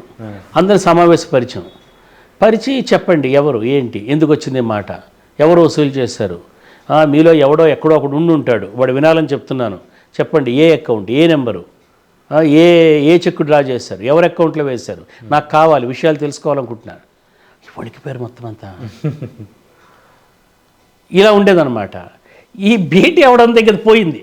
తర్వాత ఎవడో మాట మాడేవాడు కదా. నేను వచ్చేసేటప్పుడు 2000లో ఒకరోజు మొత్తానికి ఒక ధర్నా చేశారు. పొద్దున్నే మా రెసిడెన్షియల్ స్కూల్ ప్రిన్సిపాల్ ఫోన్ చేశాడు మా ఇంటికి, సార్ 2 లారీలు జనం వచ్చారు సార్ ఇక్కడికి. ఎవరంటే చెంచు వాళ్ళు వచ్చారు. ఎందుకు వచ్చారంటే ధర్నా చేస్తారంట సార్, ఏదో కరువు యాత్ర అంటాడు. అంటే నేను పొద్దున్నే, it was not even 7 or 8, నేను మీరు రాకండి సార్, ఏమవుతుంది వస్తే, వాళ్ళు చెంచు వాళ్ళు, పొద్దున్న వెళ్ళాను నేను, వాళ్ళని చూసి నా దగ్గర పరిగెత్తుకు వచ్చారు. నేను ప్రిన్సిపాల్ చెప్పి, ముందు వీళ్ళకి నువ్వు ఏదో ఒక పలావో పులిహారో ఏదో చేసి పెట్టి, ఏం తినకుండా వచ్చి ఉంటారు వీళ్ళు, ఏం తింటారా మీరు, మజ్జిగ అన్నమా ఏం తింటారంటే, ఏదైనా తింటాం. ముందు అన్నం వండించి అన్నం పెట్టించాం, మీరు ధర్నా చేతులు చెయ్యండి, నా మీద అరవదలుచుకుంటే అరవండి, 10ంటికి రండి, ఆఫీస్ దగ్గర రండి, గొడవ చేయండి, మిమ్మల్ని ఎవరు పట్టుకొచ్చారో వాళ్ళు మీరు కలిసి ఏమైనా చేసుకోండి. Yeah sir. బట్ చెంచువాళ్ళుగా నేను మీ కస్టోడియన్ని, మీకు ఆకలితో మాత్రం మీరు ఉండకూడదు, మీరు తిండి తినాలి, దట్ ఈస్ మై రెస్పాన్సిబిలిటీ. తర్వాత మీరు నెమ్మది అరుచుకోండి. ఓకే. అది ఎప్పుడు నాకు వాళ్ళతో ఏ రకమైన ఇబ్బంది కలగల. ఇంకోటి సార్, ఇంతకుముందు మనం గతంలో ఒకసారి మాట్లాడినప్పుడు చెంచు వాళ్ళు అనేది ప్రత్యేకమైన జాతి వాళ్ళు పురాతన కాలం నుంచి ఉన్నారంటారు. అది అంటే వేగ్గా అంటే ఊరికి ఒక మాటగా చెప్పిందా, లేదంటే దాని వెనకాల మీరు ఏమైనా రీసెర్చ్ చేశారా సార్? అది అది ఒక అంటే మన మానవ పరిణామ క్రమంలో మీకు తెలుసు కదా, మొట్టమొదట మనిషి హంటింగ్ ఫుడ్ గ్యాదరింగ్ స్టేజ్లో ఉండేవాడు, ఆహార సేకరణ దశలో ఉండేవాడు. చెంచు ట్రైబ్ అట్లాంటి ఆహార సేకరణ దశలో ఉన్న తెగ. ఓకే. వాళ్ళని ప్రిమిటివ్ ట్రైబ్ అనేవారు. ఇప్పుడు ఆ ప్రిమిటివ్ అనే మాట డెరగేటరీగా ఉంది అని, పర్టికులర్లీ వల్నరబుల్ అని అంటున్నారు.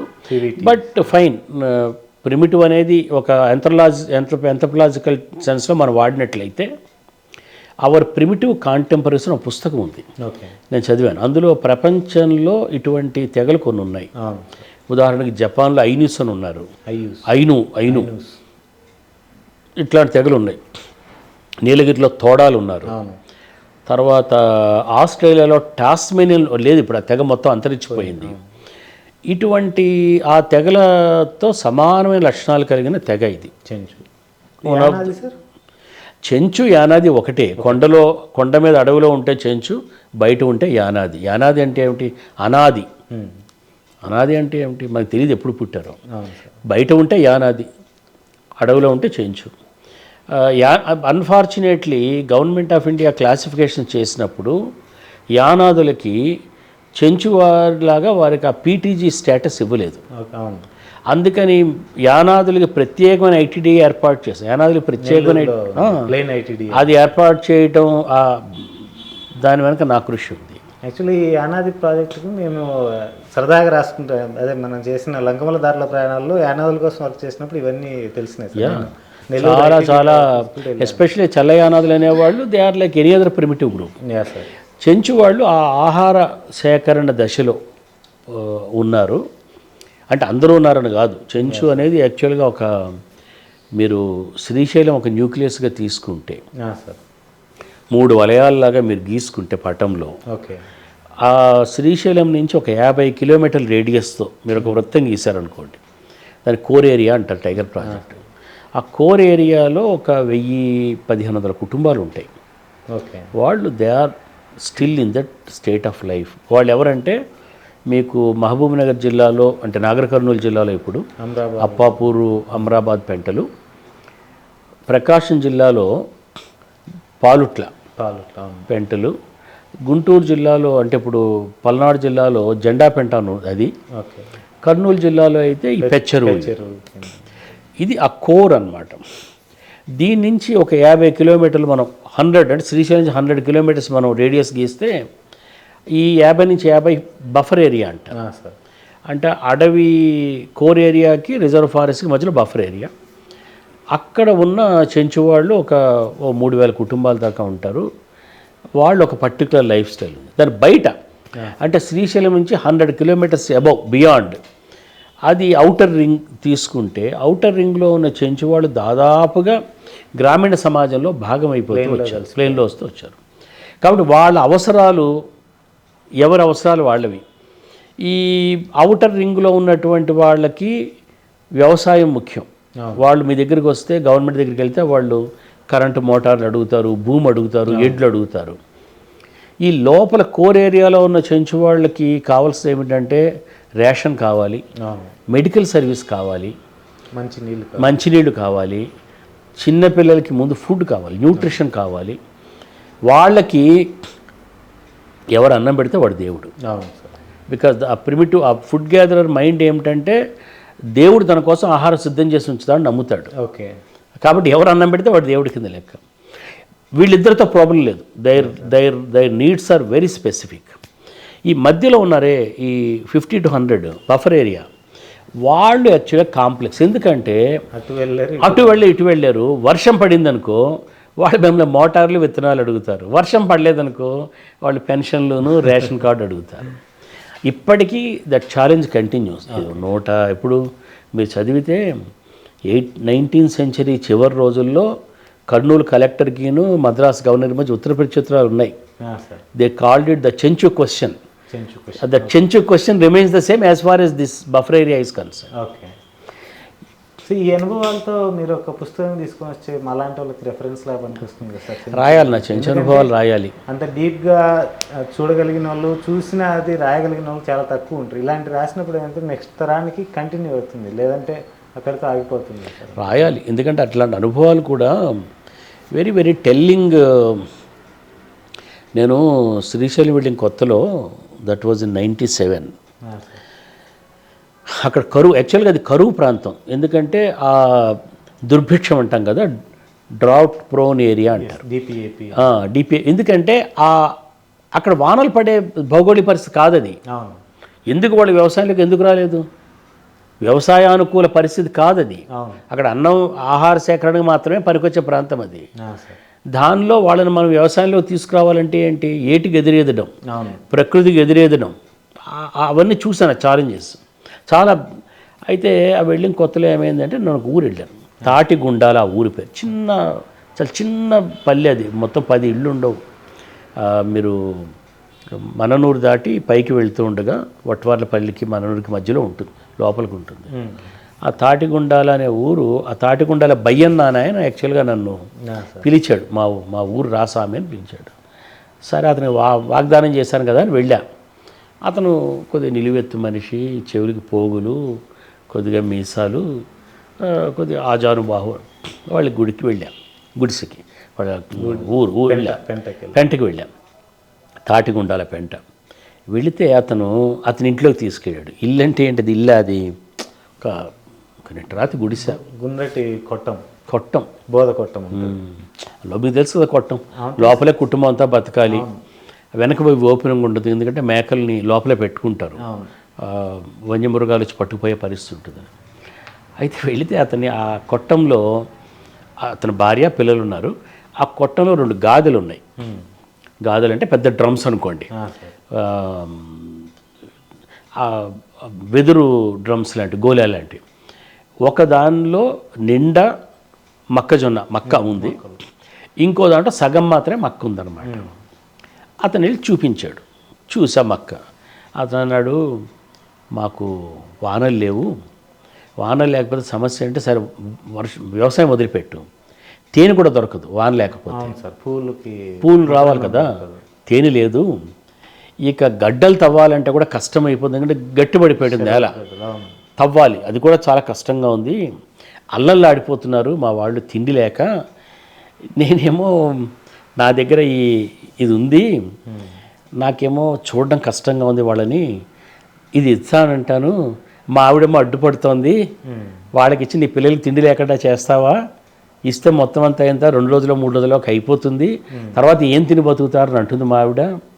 నాకేమో నేను గ్రామ పెద్దని, నాకు వాళ్ళకి తిండి లేకుండా నా పిల్లలకి తిండి ఉంటే అదేమో నాకు సంతోషం.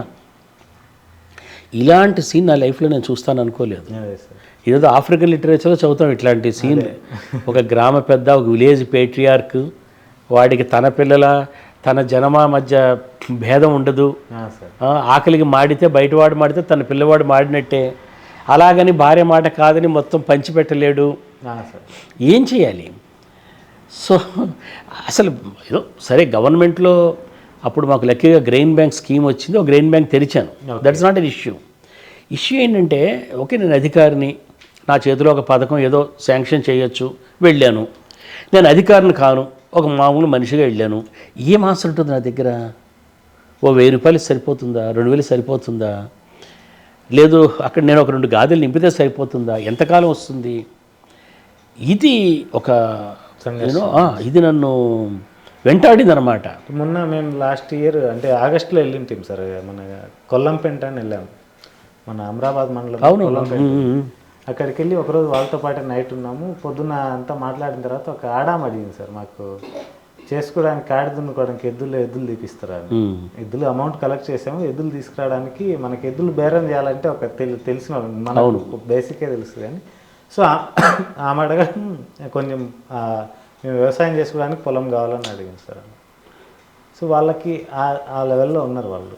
అయితే నేను ఈ సంగతి మా కమిషనర్కి చెప్పాను నేను. సార్ చెప్తే ఆయన విన్నాడు, ఏం మాట్లాడలేదు. అయిపోయింది.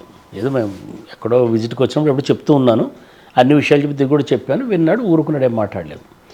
తర్వాత ప్రాజెక్ట్ ఆఫీసర్స్ మీటింగ్ జరిగినప్పుడు ఈ మొత్తం చెప్పాడు వాళ్ళకి. చెప్పి నేను సబ్సిస్టెన్స్ ఎకానమీ అని చదువుకున్నాను, సివిల్ సర్వీస్కి ప్రిపేర్ అయినప్పుడు నాకు తెలియలేదు, జీవనాధార ఆర్థిక వ్యవస్థ అని నాకు తెలియలేదు, ఇగో మనవాడు చెప్పాక నాకు అర్థమైంది అది ఏమిటో అన్నాడు అనమాట. ఆ సబ్సిస్టెన్స్ ఎకానమీ అంటే ఏమిటి? మిగులు ఉండదు ఎకానమీలో, అవును, ఏ రోజు ఆరోగ్య వాడి, అందువల్ల గ్రో కాలేడు. అవును, మీకు మిగులు వచ్చాకనే నాగరికత పురోగమిస్తుంది. మిగులు ఎప్పటికి వస్తుంది? వాడు మిగులుగా తరుగులో ఉన్నాడు ఎప్పటికీ. అవును. ఇలాంటి experiences very very eye opening experience అనమాట. తర్వాత మీరు విద్యాశాఖ కమిషనర్కి వెళ్ళారు కదా సార్. అంటే పాలిటిక్స్ అపార్ట్ గత జగన్మోహన్ రెడ్డి గవర్నమెంట్ని అనేది ఏంటంటే ఏవి ఎట్లా జరిగినా కూడా విద్య వరకు పర్ఫెక్ట్గా చేశారు, బాగా చేశారు అనేది ఉంది. ఇప్పుడు జనాలు అదే అన్నారు, ఆ రోజు అన్నారు. సో వాటిల్లో మీ పాత్ర ఏమైనా ఉన్నారు సార్ విద్యాశాఖ కమిషనర్గా? అంటే అప్పుడు అంటే అవి చాలా కోయిన్సిడెన్సెస్ జరిగాయి. ఉదాహరణకి ఆయన ప్రభుత్వం మొదలుపెట్టినప్పుడు విద్యకు ప్రాధాన్యత ఇవ్వాలని ఆయనకు మనసులో కొన్ని ఆలోచనలు ఉన్నాయి. అదే సమయంలో కేంద్ర ప్రభుత్వం కూడా నూతన విద్యా విధానం తీసుకొచ్చింది. నేను 2019 నుంచి 2021 దాకా ఉన్నాను. 2 years 6 months ఎంత ఉన్నాను, 2 years 5 months పీరియడ్లో కూడా ఉన్నారు. సో ఆ టైంలో భారత ప్రభుత్వం ప్రకటించిన జాతీయ విద్యా విధానం ముసాయిదా చర్చలు ఫైనలైజ్ కావటం, అలాగే ఈ ప్రభుత్వం చేపట్టినటువంటి నాడు నేడు కానీ అమ్మఒడి కానీ ఇవన్నీ ఈ సంస్కరణలు, ఈ ప్రయత్నాలు దాదాపుగా ఏమిటంటే ఇప్పుడు విద్య గురించి ఎవరు చేయాలనుకున్నా ప్రభుత్వాలతో సంబంధం లేకుండా పొలిటికల్ ఎజెండా ఏమున్నా ultimately they come down to the same points. Priorities అవే అవుతాయి. ఏమిటి? స్కూళ్ళు తెరవాలి, స్కూళ్ళలో ఉపాధ్యాయులు నింపాలి, పిల్లలకి మంచి నాణ్యమైన మధ్యాహ్న భోజనం పెట్టాలి, పిల్లలు చదువుకోవడానికి పుస్తకాలు, దుస్తులు, సామాగ్రి ఇవ్వాలి. తర్వాత ఏంటంటే స్కూల్ సక్రమంగా నడుస్తున్నాయో పర్యవేక్షించాలి. ఇవే కదా, ఎవరు మాట్లాడిన ఇవే మాట్లాడతారు. కాబట్టి ఇది ఓన్లీ థింగ్ ఏంటంటే పొలిటికల్ గవర్నమెంట్స్ వాటి మీద దృష్టి పెట్టాలి అన్నది ఈ గత especially this all started with Delhi government.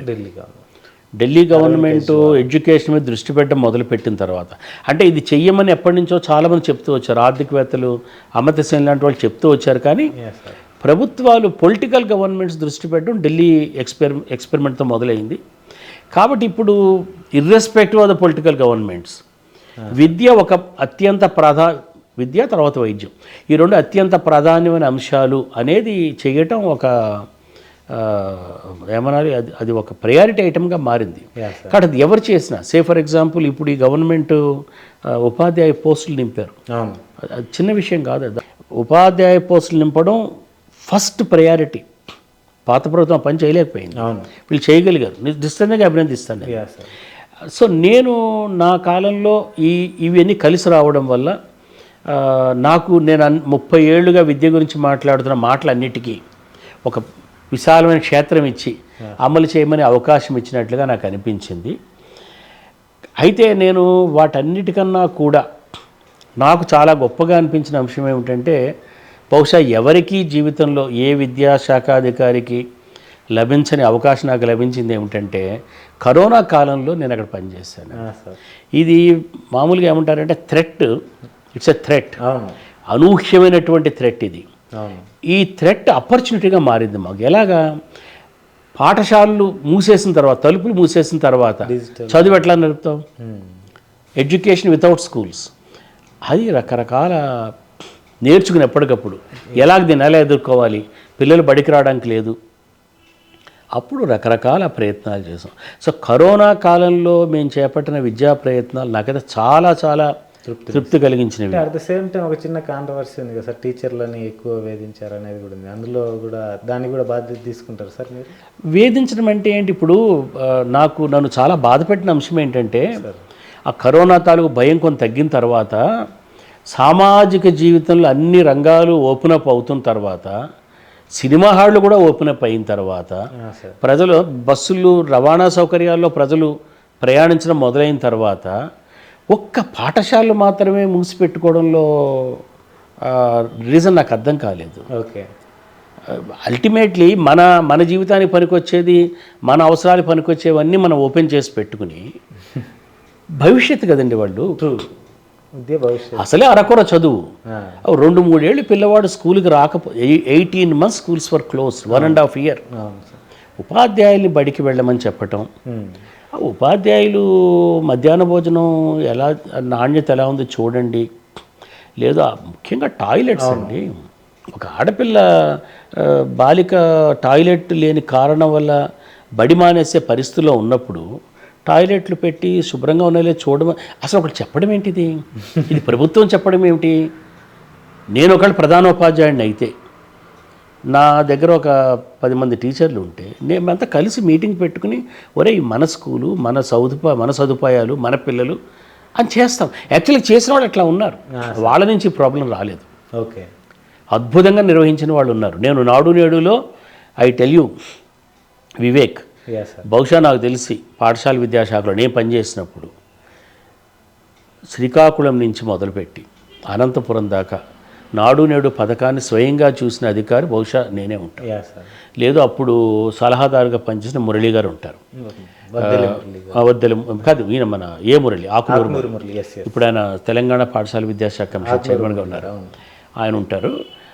ఆయనకన్నా ఎక్కువ పాఠశాల నేను చూశాను. ఓకే. ఎక్కడికి వెళ్ళినా కూడా each story is a success story.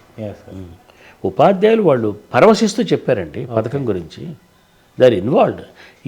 దీన్ని మనం పొలిటికల్ యాంగిల్లో చూడకూడదు. It has nothing to do with politics. అంటే కొత్త వ్యవస్థ ఎప్పుడైనా ఒక రూపం దాల్చుకున్నప్పుడు సపోర్ట్ చేసే వాళ్ళతో పాటు అర్థం చేసుకోలేని వాళ్ళకి కూడా ఉంటాయి. Common thing. ఇక్కడ నేను విశాఖపట్నం వెళ్తే ఒక ప్రధానోపాధ్యాయుడు చెప్పాడు, ఈ కరోనా రోజుల్లో ఇక్కడే పడుకున్నాను సార్ 4 రోజులు నేను, నాకు ఎంత సంతోషంగా ఉంది, ఇది నా కళ్ళతో చూస్తాను అనుకోలేదు. ఇట్లా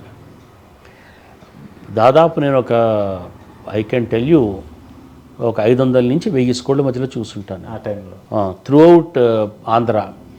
నాకు గుర్తుంది సార్, మీరు ఒకసారి 2020లోనూ 2021లోనూ బ్రహ్మంగారి మఠం వచ్చింది. బ్రహ్మంగారి మఠం అసలు చెప్తున్నాం కదా, పర్వతాలపేట శ్రీకాకుళం జిల్లాలో. అదే ఊరు అది పాయకరావుపేట కాదు, పాయకరావుపేట ఇక్కడ శ్రీకాకుళం జిల్లా మారుమూల ఊరు నుంచి మొదలుకుని అనంతపురం దాకా తిరిగాను, నేను చూశాను. చాలా సంతోషం. పాఠ్యపుస్తకాలు అవన్నీ కూడా in fact I will write down all those experiences.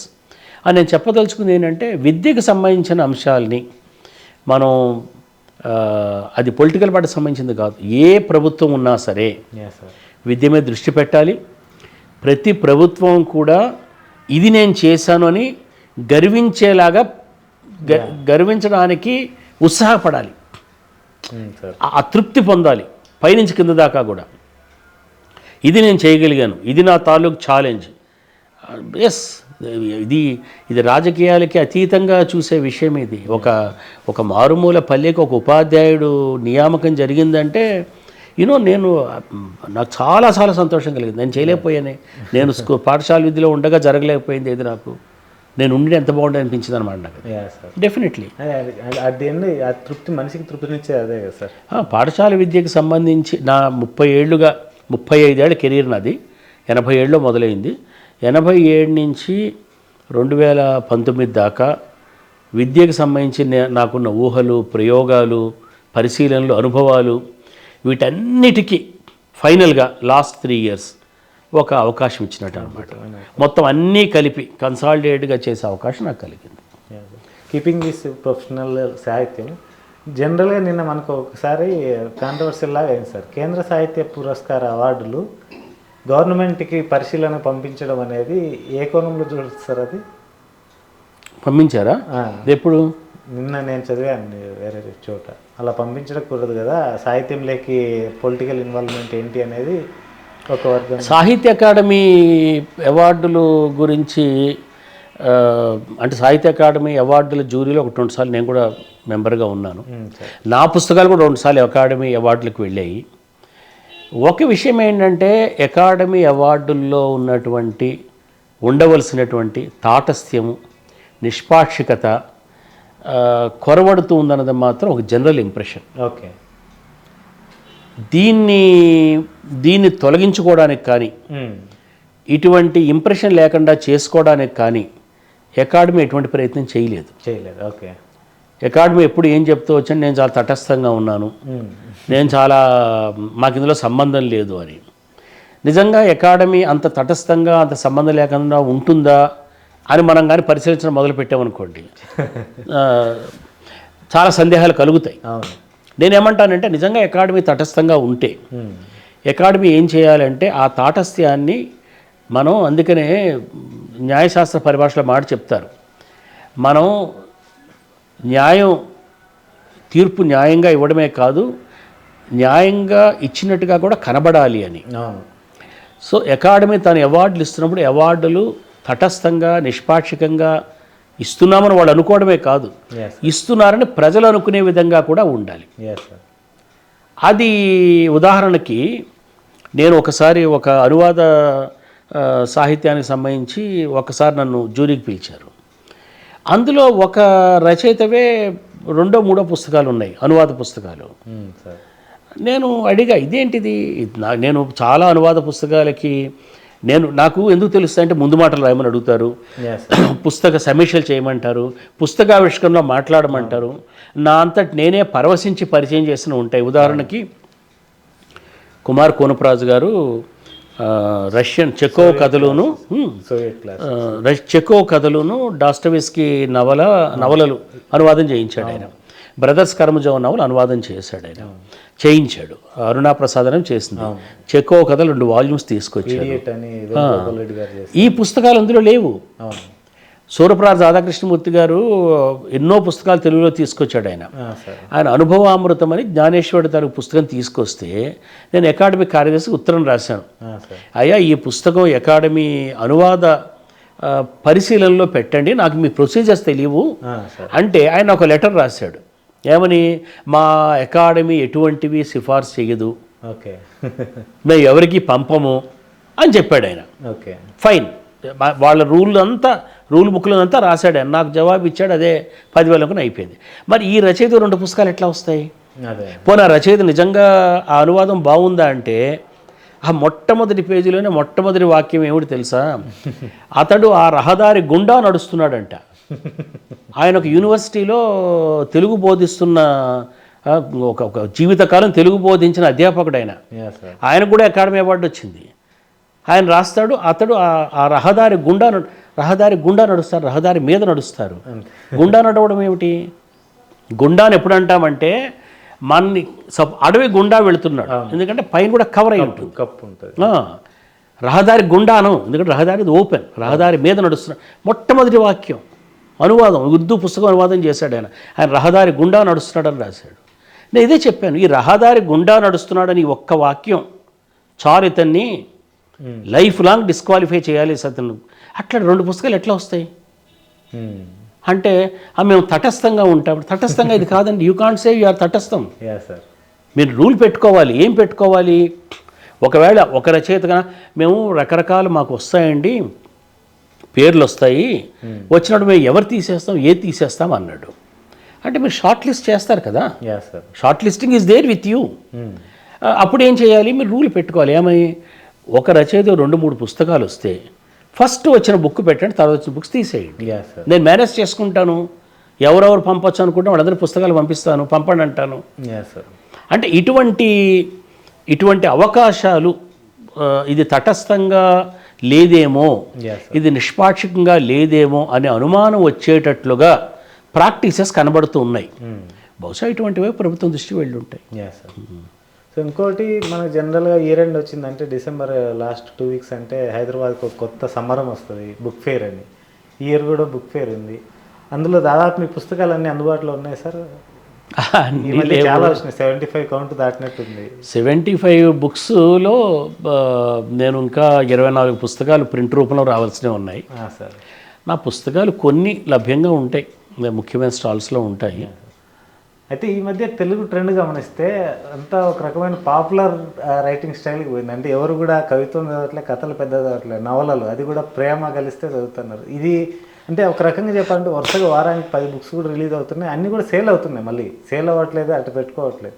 ఈ ట్రెండ్ ఎంత దూరం వెళ్తుంది సార్? అంటే కొత్త నీరు చేరిందా సాహిత్యంలో, తెలుగు సాహిత్యంలోకి, లేదంటే ఒక రకమైన వర్చువల్ లిటరేచర్లో ఉన్నామా? లేదు, మీరు చూస్తే ఈ రకమైన ట్రెండ్ ప్రతి 10 ఏళ్ళకి కనబడుతుంది మనకి. ఓకే. ఎందుకంటే లిటరసీ పెరగగానే ఒక పాపులర్ రైటింగ్ ట్రెండ్ వస్తుంది. ఓకే. ఉదాహరణకి మనకి మేజర్ జంప్స్ జరిగిన సందర్భాల్లో 81 లిటరసీ ట్రెండ్ చూడండి, 71 నుంచి 81. ఓకే. 71 నుంచి 81 జంప్ రాగానే మీకు తెలుగులో చాలామంది పాపులర్ రైటర్స్ పుట్టుకొచ్చారు.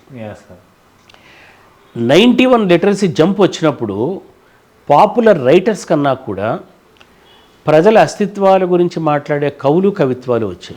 ముఖ్యంగా ఎస్సీ ఎస్టీ బీసీ అస్తిత్వవాద ఉద్యమాలు, ఐడెంటిటీ మూమెంట్స్ అన్నీ కూడా these are all direct outcome of 91 literacy. Okay. 2001 literacy తర్వాత మీకు ప్రాంతీయ స్పృహ కలిగిన ఉద్యమం, అంటే ఇవన్నీ ఎలా వస్తాయి? కొత్త పాఠక వర్గం చేరతారు. ముఖ్యంగా లిటరసీ 10వ తరగతి చదివి కొద్దిగా చదవడం రాగానే ఇది సాహిత్యం అనేది ఒక మానసిక అవసరం. అన్నంలాగా నీళ్ళలాగా అవి దొరికిన తర్వాత దొరక్కపోయినా కూడా చదవాలి, తెలుసుకోవాలి అనేది ఒక మానసిక అవసరం. అది ఈ కొత్త లిటరసీ ట్రెండ్ పెరగగానే ఇది వస్తుంది. మనకి 2021 లిటరసీ రేట్స్ మనకి లేవు, సెన్సస్ జరగలేదు. కానీ 10 ఏళ్ళు అయింది కాబట్టి 2021 తర్వాత కూడా ఖచ్చితంగా లిటరసీలో జంప్ జరిగి ఉంటుంది. దానిలో భాగంగా ఇప్పుడు ఈ చూస్తున్నటువంటి ఈ పాపులర్ మూమెంట్స్ వస్తున్నాయి, మంచిది, ప్రజలు చదవాలి. అయితే నేనేమంటానంటే ఆ చదివిన తర్వాత వాళ్ళు నెక్స్ట్ స్టెప్కి వెళ్ళాలని కోరుకోవాలి, అక్కడ ఆగకూడదు. మీరు రీసెంట్ బుక్స్ అంటే కాంటెంపరీ రీసెంట్ రాస్తున్న రైటర్స్ కానీ ఏదైనా బుక్స్ చదివి మీకు ఇంప్రెసివ్గా అనిపించినాయి సార్ ఈ మధ్యకాలంలో? నేను ఈ మధ్యకాలంలో రచయితలు చాలా పుస్తకాలు నాకు ఇచ్చారు, చదివాను నేను. అంటే ఒకటి ఇప్పుడు మొదటిది ఏంటంటే ఒక రచయిత నా దగ్గరికి పట్టుకొచ్చి పుస్తకం పట్టుకొచ్చి ఇది చూడండి ఎలా ఉంది, ఇందులో ఏమైనా తప్పులుంటే సరిదిద్దండి అన్నాడు అనుకోండి, నేను దిద్దను. 2 దిద్ది పెడతాను. ఒకటి అంటే అక్షర దోషాలు ఏమైనా దిద్ది పెడతాను, రెండోది ఏమైనా ఫ్యాక్చువల్ ఎర్రర్స్ ఉంటే దిద్ది పెడతాను, అది చెప్తాను ఇది ఫ్యాక్చువల్ ఎర్రర్ బాబు అంట. మూడోది కూడా ఉంది, ఏంటంటే అశ్లీల పదజాలము బూతు పదజాలము ఉందనుకోండి, పరిహరించడం మంచిదని చెప్తాను. ఇవి తప్ప అతని వర్ణనల్లో కానీ పాత్ర చిత్రంలో కానీ థీమ్లో కానీ సజెస్ట్ చేయనే చేయదు. ఎందుకంటే అది అతని స్వాతంత్రాన్ని నేను భంగపరచడం. అది అతనే తెలుసుకోవాలి, అతనే నేర్చుకోవాలి. గొప్ప రచయితలందరూ అట్లాగే ఫామ్ అయ్యారు. వాళ్ళ తొలి రచనలు చదివితే మనకి చాలా ఇమెచ్యూర్గా అనిపిస్తాయి. That's how they form. కాబట్టి ఇప్పుడు రాస్తున్న వాళ్ళు అంటే నేను ఒకటే, వాళ్ళ ఉత్సాహం ఒకటే చూస్తాను నేను. కానీ ఒక్కటి మాత్రం వాళ్ళకి ఏం చెప్తానంటే చదవండి అని చెప్తాను. ఇప్పుడు నాతో చాలామంది ఏమంటే చదవక్కలేదనే భావం ఒకటి వచ్చింది. రాసే వాళ్ళందరూ చదవాలి ఏంటనే చదవాలి. ఎందుకు చదవాలంటే నువ్వు చదివితే ఇంకా బాగా రాస్తావు. చదివితే అదే దృశ్యాన్ని అదే సీన్ని ఇంకా ఎలా బాగా చెప్పచ్చో తెలుస్తుంది. రెండోది ఏంటంటే చదవడం వల్ల నీకు తెలియని ప్రపంచం తెలుస్తుంది. నీ అనుభవమే ప్రపంచం అనుకు నువ్వు రాస్తున్నావు, వేరే మనకు స్పృహలో లేని ప్రపంచం మనకు తెలుస్తుంది కదా. నువ్వు కాకుండా కూడా ప్రపంచం ఉంది. You will be knowing the other point of view తెలియకపోతే నువ్వు ఎప్పటికీ ఏమవుతుందంటే నువ్వు రాస్తావు, చదువుతారు. పుస్తకాలు అమ్ముడు కావడం విషయం కాదండి. ఇన్ఫ్యాక్ట్ పుస్తకాలు ఇప్పుడు ఎవరో ఒక రచయిత పుస్తకం 2 లక్షల కాపీలు అమ్ముడైంది. నేనంటాను 10 లక్షల కాపీలు అమ్ముడు కావాలంటాను నేను. Why 2 lakhs? ఒక ఫిల్మ్ సాంగ్ ఆడియో రిలీజ్ అయితే యూట్యూబ్లో వారం రోజుల్లో 10 లక్షల వ్యూస్ ఉంటున్నాయి. ఇంకా ఎక్కువ. పుస్తకం ఏం పాపం చేస్తుందండి? 10 లక్షల కాపీలు కొనాలంటాను. 2 లక్షలు ఏమిటి? 11 కోట్ల మంది తెలుగు వాళ్ళల్లో ఒక పుస్తకం 1,500,000 కాపీలు అమ్ముడైందంటే అదే గొప్ప విషయమా? 11.5 కోట్ల మంది తెలుగు వాళ్ళ ప్రపంచం అంతా. దానికి ముందు టార్గెట్ 1000 కాపీల వరకే ఉన్నది. చెప్తున్నా, అందుకే ఏమన్నానంటే because we are in poverty of readership. కాబట్టి చదవటం, కొనటం, అమ్మటం కాదు, అవి జరగాలి.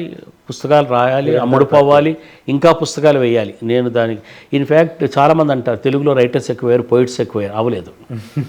మీరు జనాభా నిష్పత్తి ప్రకారం చూడండి, అవలేదు.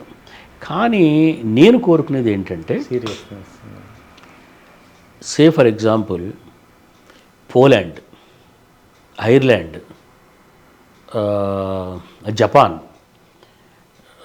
ఇట్లాంటి దేశాలు ఉన్నాయి, స్వీడన్. ఈ దేశాల జనాభా ఎంత ఆంధ్రప్రదేశ్తో పోలిస్తే, తెలంగాణతో పోలిస్తే? అదే. ఆ దేశాల నుంచి ఎంతమందికి నోబెల్ బహుమతులు వచ్చాయి? అవును. ఆ దేశాల కవులు ప్రపంచాన్ని ఎట్లా ప్రభావితం చేశారు? మన వాళ్ళకి మన తెలుగు రచయితలకు ఎంతమంది నోబెల్ ప్రైజులు వచ్చాయి? ఎవరో ఒక రైటర్ పేరు నామినేట్ అయిందని గొప్పగా చెప్పుకుంటారు మన వాళ్ళు. యాక్చువల్ చెప్పకూడని విషయం అది. ఒక రైటర్ పేరు నామినేట్ అయినప్పుడు బయట తెలియకూడదు అంటారు. రావాలి కదా, నోబెల్ ప్రైజ్ రావాలి కదా. ఇన్ని జ్ఞానపీఠాలు వచ్చాయి మనకి, పక్కనున్న మలయాళ లిటరేచర్ ఎన్ని వచ్చాయి. కాబట్టి నేను అది చూస్తాను నేను. సో నువ్వు ఒక నోబెల్ బహుమతి లేదా బుక్కర్ ప్రైజ్, ఏమి కన్నడకి బుక్కర్ ప్రైజ్ వచ్చింది, నీకెందుకు రాదు? హిందీకి బుక్కర్ ప్రైజ్ వచ్చింది, నీకెందుకు రాదు? నీ తాలూకు నీకు అనువాదకులు లేరా? నీ వాళ్ళు మొత్తం అంతా అమెరికాలో Telugu has now become a major language. Yes sir. ఇది కదా నేను అంటే రాసి ఎంత పెరిగినా, విడ్త్ ఎంత పెరిగినా, లోతు అంత పెరగాలి. Yes sir. అందరూ లోతుగా రాస్తారని కాదు, కొన్నైనా లోతైనా రావాలి కదా. నీ పుస్తకం చదవగానే నాకు జీవితం పట్ల నా దృక్పథం మారాలి. అవును సార్. నా జీవితం పట్ల నా దృక్పథం మారాలి. నాకు లైఫ్ని మళ్ళీ కొత్తగా జీవించాలనే ఒక ఆశ కలగాలి. అది కదా జరగాలి. అలాంటి పుస్తకాలు ఏమైనా ఉన్నాయో చెప్పండి, చదువుతాను నేను. అది నేను రైటర్ నువ్వు రాయి. నేను అది లేదు కాబట్టి పుస్తకం వేయద్దాను. రాయి వెయ్యి అమ్ము, celebrate it's a matter of celebration. మొన్న నియాంపురం కాదు, మొన్న ఇక్కడ బాలల సాహిత్య పండుగ చేశారు ఆంధ్ర సారస్వత పరిషత్ వాళ్ళు, ఆంధ్ర సారస్వత పరిషత్ వాళ్ళు వెళ్ళారు. అక్కడ పిలిచారు. ఆ రోజు నాకు పత్తిపాక మోహన్ చెప్తున్నాడు, 580 పుస్తకాలు వచ్చాయంటే, పిల్లల పుస్తకాలు 580 పుస్తకాలు. అంతకంటే ఒక అమ్మాయి నాతో ఒక పుస్తకం రిలీజ్ చేయించారు, 9th క్లాస్ అమ్మాయి పుస్తకం, మీకు చూపిస్తాను. నేను చెప్పాను అమ్మాయితో, అదృష్టవంతురాలు నువ్వు, నా మొదటి పుస్తకం ఇలా రిలీజ్ కావడానికి నేను ఎంఏ అయిన తర్వాత నాకు సాధ్యం కాలేదు. నీకు 9th క్లాస్లోనే you are able to get your first book released. It's really a matter of celebration. కానీ నువ్వు అదే స్థాయిలో అక్కడ ఆకుండా ఉండు, అది ఒక్కడే చెప్పేది. అదే మీరు నా లంకమల దారుల మీటింగ్ రోజు చెప్పారు సార్, ఎవరికైనా ఫస్ట్ తొలి విఘ్నం ఉంటుంది, లంకమల దారుల తర్వాత ఆగద్దు, తొందరగా నెక్స్ట్ బుక్ తేవాలి. ఎప్పటికప్పుడు మనల్ని మనం అధిగమించుకుంటూ వెళ్ళాలి. దట్స్ మై, నాకేంటంటే ఇంకా బాగా రాయాలి. ఇంకా బాగా రాయడం అంటే ఏంటి? ఇంకా డెప్త్కి వెళ్ళి రాయాలి, ఇంకా భాష మీద నాకు పట్టు రావాలి. తెలుగు వాక్యం ఉందండి, తెలుగు వాక్యం మనం ఆశ్చర్యపోతాం. ఉపాధ్యాయులు అప్పల నరసింహమూర్తి గారు ఒక ఆయన ఉండేవాడు, విమర్శకుడు, విజయనగరంలో, చాలా గొప్ప మనిషి. ఆయన ఆధునిక తెలుగు వచనమును, ఆధునిక వచన శైలిలో పెద్ద పుస్తకం తీసుకొచ్చాడు ఆయన. అందులో ఒక చాప్టర్ అంతా ఆయన గొప్ప సుప్రసిద్ధ తెలుగు వచన రచయితలు ఎవరు? విశ్వనాథ సత్యనారాయణ, కొడవటిగంటి కుటుంబరావు, బుచ్చిబాబు, గోపీచంద్, ఇలాంటి వాళ్ళ రచనల్లోంచి వాక్యాలు తీసుకుని ఆ వాక్యాలు ఎంత దోషభూయిష్టంగా ఉన్నాయో రాసుకొచ్చాడు. సూపర్ సార్, మంచి ప్రయత్నం. అసలు మనం ఆశ్చర్యపోతాం అన్నమాట. అంటే మనకి తెలుగు వాక్యం రాయడం రాదు మనకి. తెలుగు వాక్యంలో ఇప్పుడు ఇంగ్లీష్ వాక్యంలో మీరు say for example artificial intelligence ఉంది, మీరు గో అండ్ ఆస్క్ ఒక ఇంగ్లీష్ వాక్యం రాసి, గ్రామర్లీ ఉంది ఫర్ ఎగ్జాంపుల్, యాప్ ఏ దాకా పోక్కర్లేదు, దిద్ది పెడుతుంది. తెలుగు వాక్యం దిద్ది పెట్టడానికి యాప్ ఎక్కడుంది? మనకు తెలుగు వాక్యం రాయడం రాదు, విశేషణం ఎక్కడ పెట్టాలో తెలియదు, క్రియాపదం ఎక్కడ పెట్టాలో తెలియదు, అసలు రాయడం రాదు మనకి. సో వాక్యాన్ని మనం ఎంత రిఫైన్ చేయాలి, ఎంత ప్రాక్టీస్ చేయాలి. ఎర్నెస్ట్ హెమింగ్వే అని ఒక రైటర్ ఉండేవాడు అమెరికాలో, నోబెల్ ప్రైజ్ వచ్చిన, ఓల్డ్ మ్యాన్ ఎట్ సీ.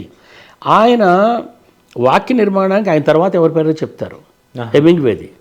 ఎంత సూటిగా క్లుప్తంగా, త్రిపుర గారి కథలో, భగవంతం కోసం కథలో, అతను ఉన్నిధన్ ఆ సర్వర్ ఉంటాడు, ఆ ఉన్నిధన్ వెళ్ళాడు. ఎలాగా అతను నీట్గా బ్రిస్క్గా ఓవర్ టోన్స్ ఏవి లేకుండా హెమింగ్వే వాక్యంలాగా వెళ్ళాడంటాడు. సో నీట్గా బ్రిస్క్గా ఓవర్ టోన్స్ ఏవి లేకుండా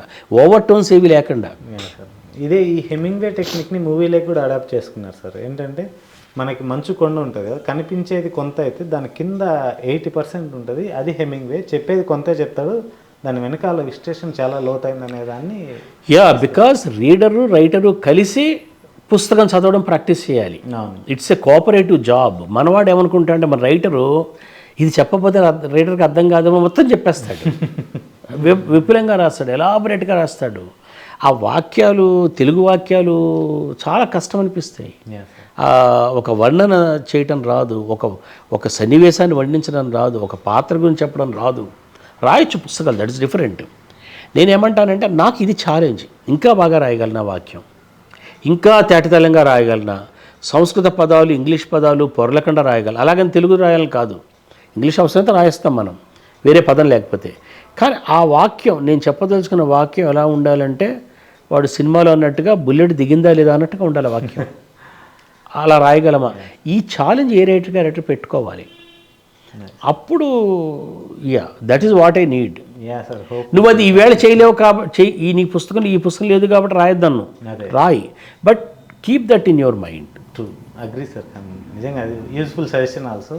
అండ్ ఫైనల్గా సార్ ఆల్మోస్ట్ వచ్చింది మనకి.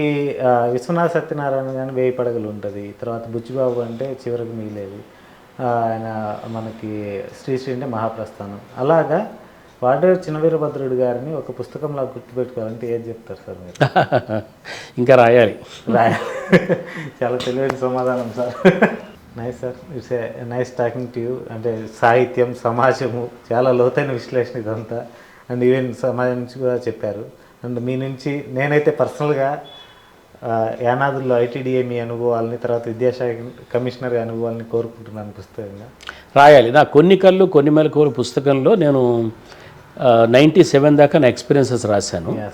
ఆ తర్వాత 25 ఏళ్ళు నా గవర్నమెంట్లో. ఆ 25 ఏళ్ళు ఎక్స్పీరియన్సెస్ రాయమని చాలామంది అడుగుతున్నారు. అందులో ఇవన్నీ వస్తాయి, నా శ్రీశైలం అనుభవాలు వస్తాయి, విద్యాశాఖ అనుభవాలు వస్తాయి. అది రాయాలి. దానికోసం ఎదురు చూసుకుంటాను. Thank you for your time, thank you for your discussion. Please subscribe to UTV. Thank you so much.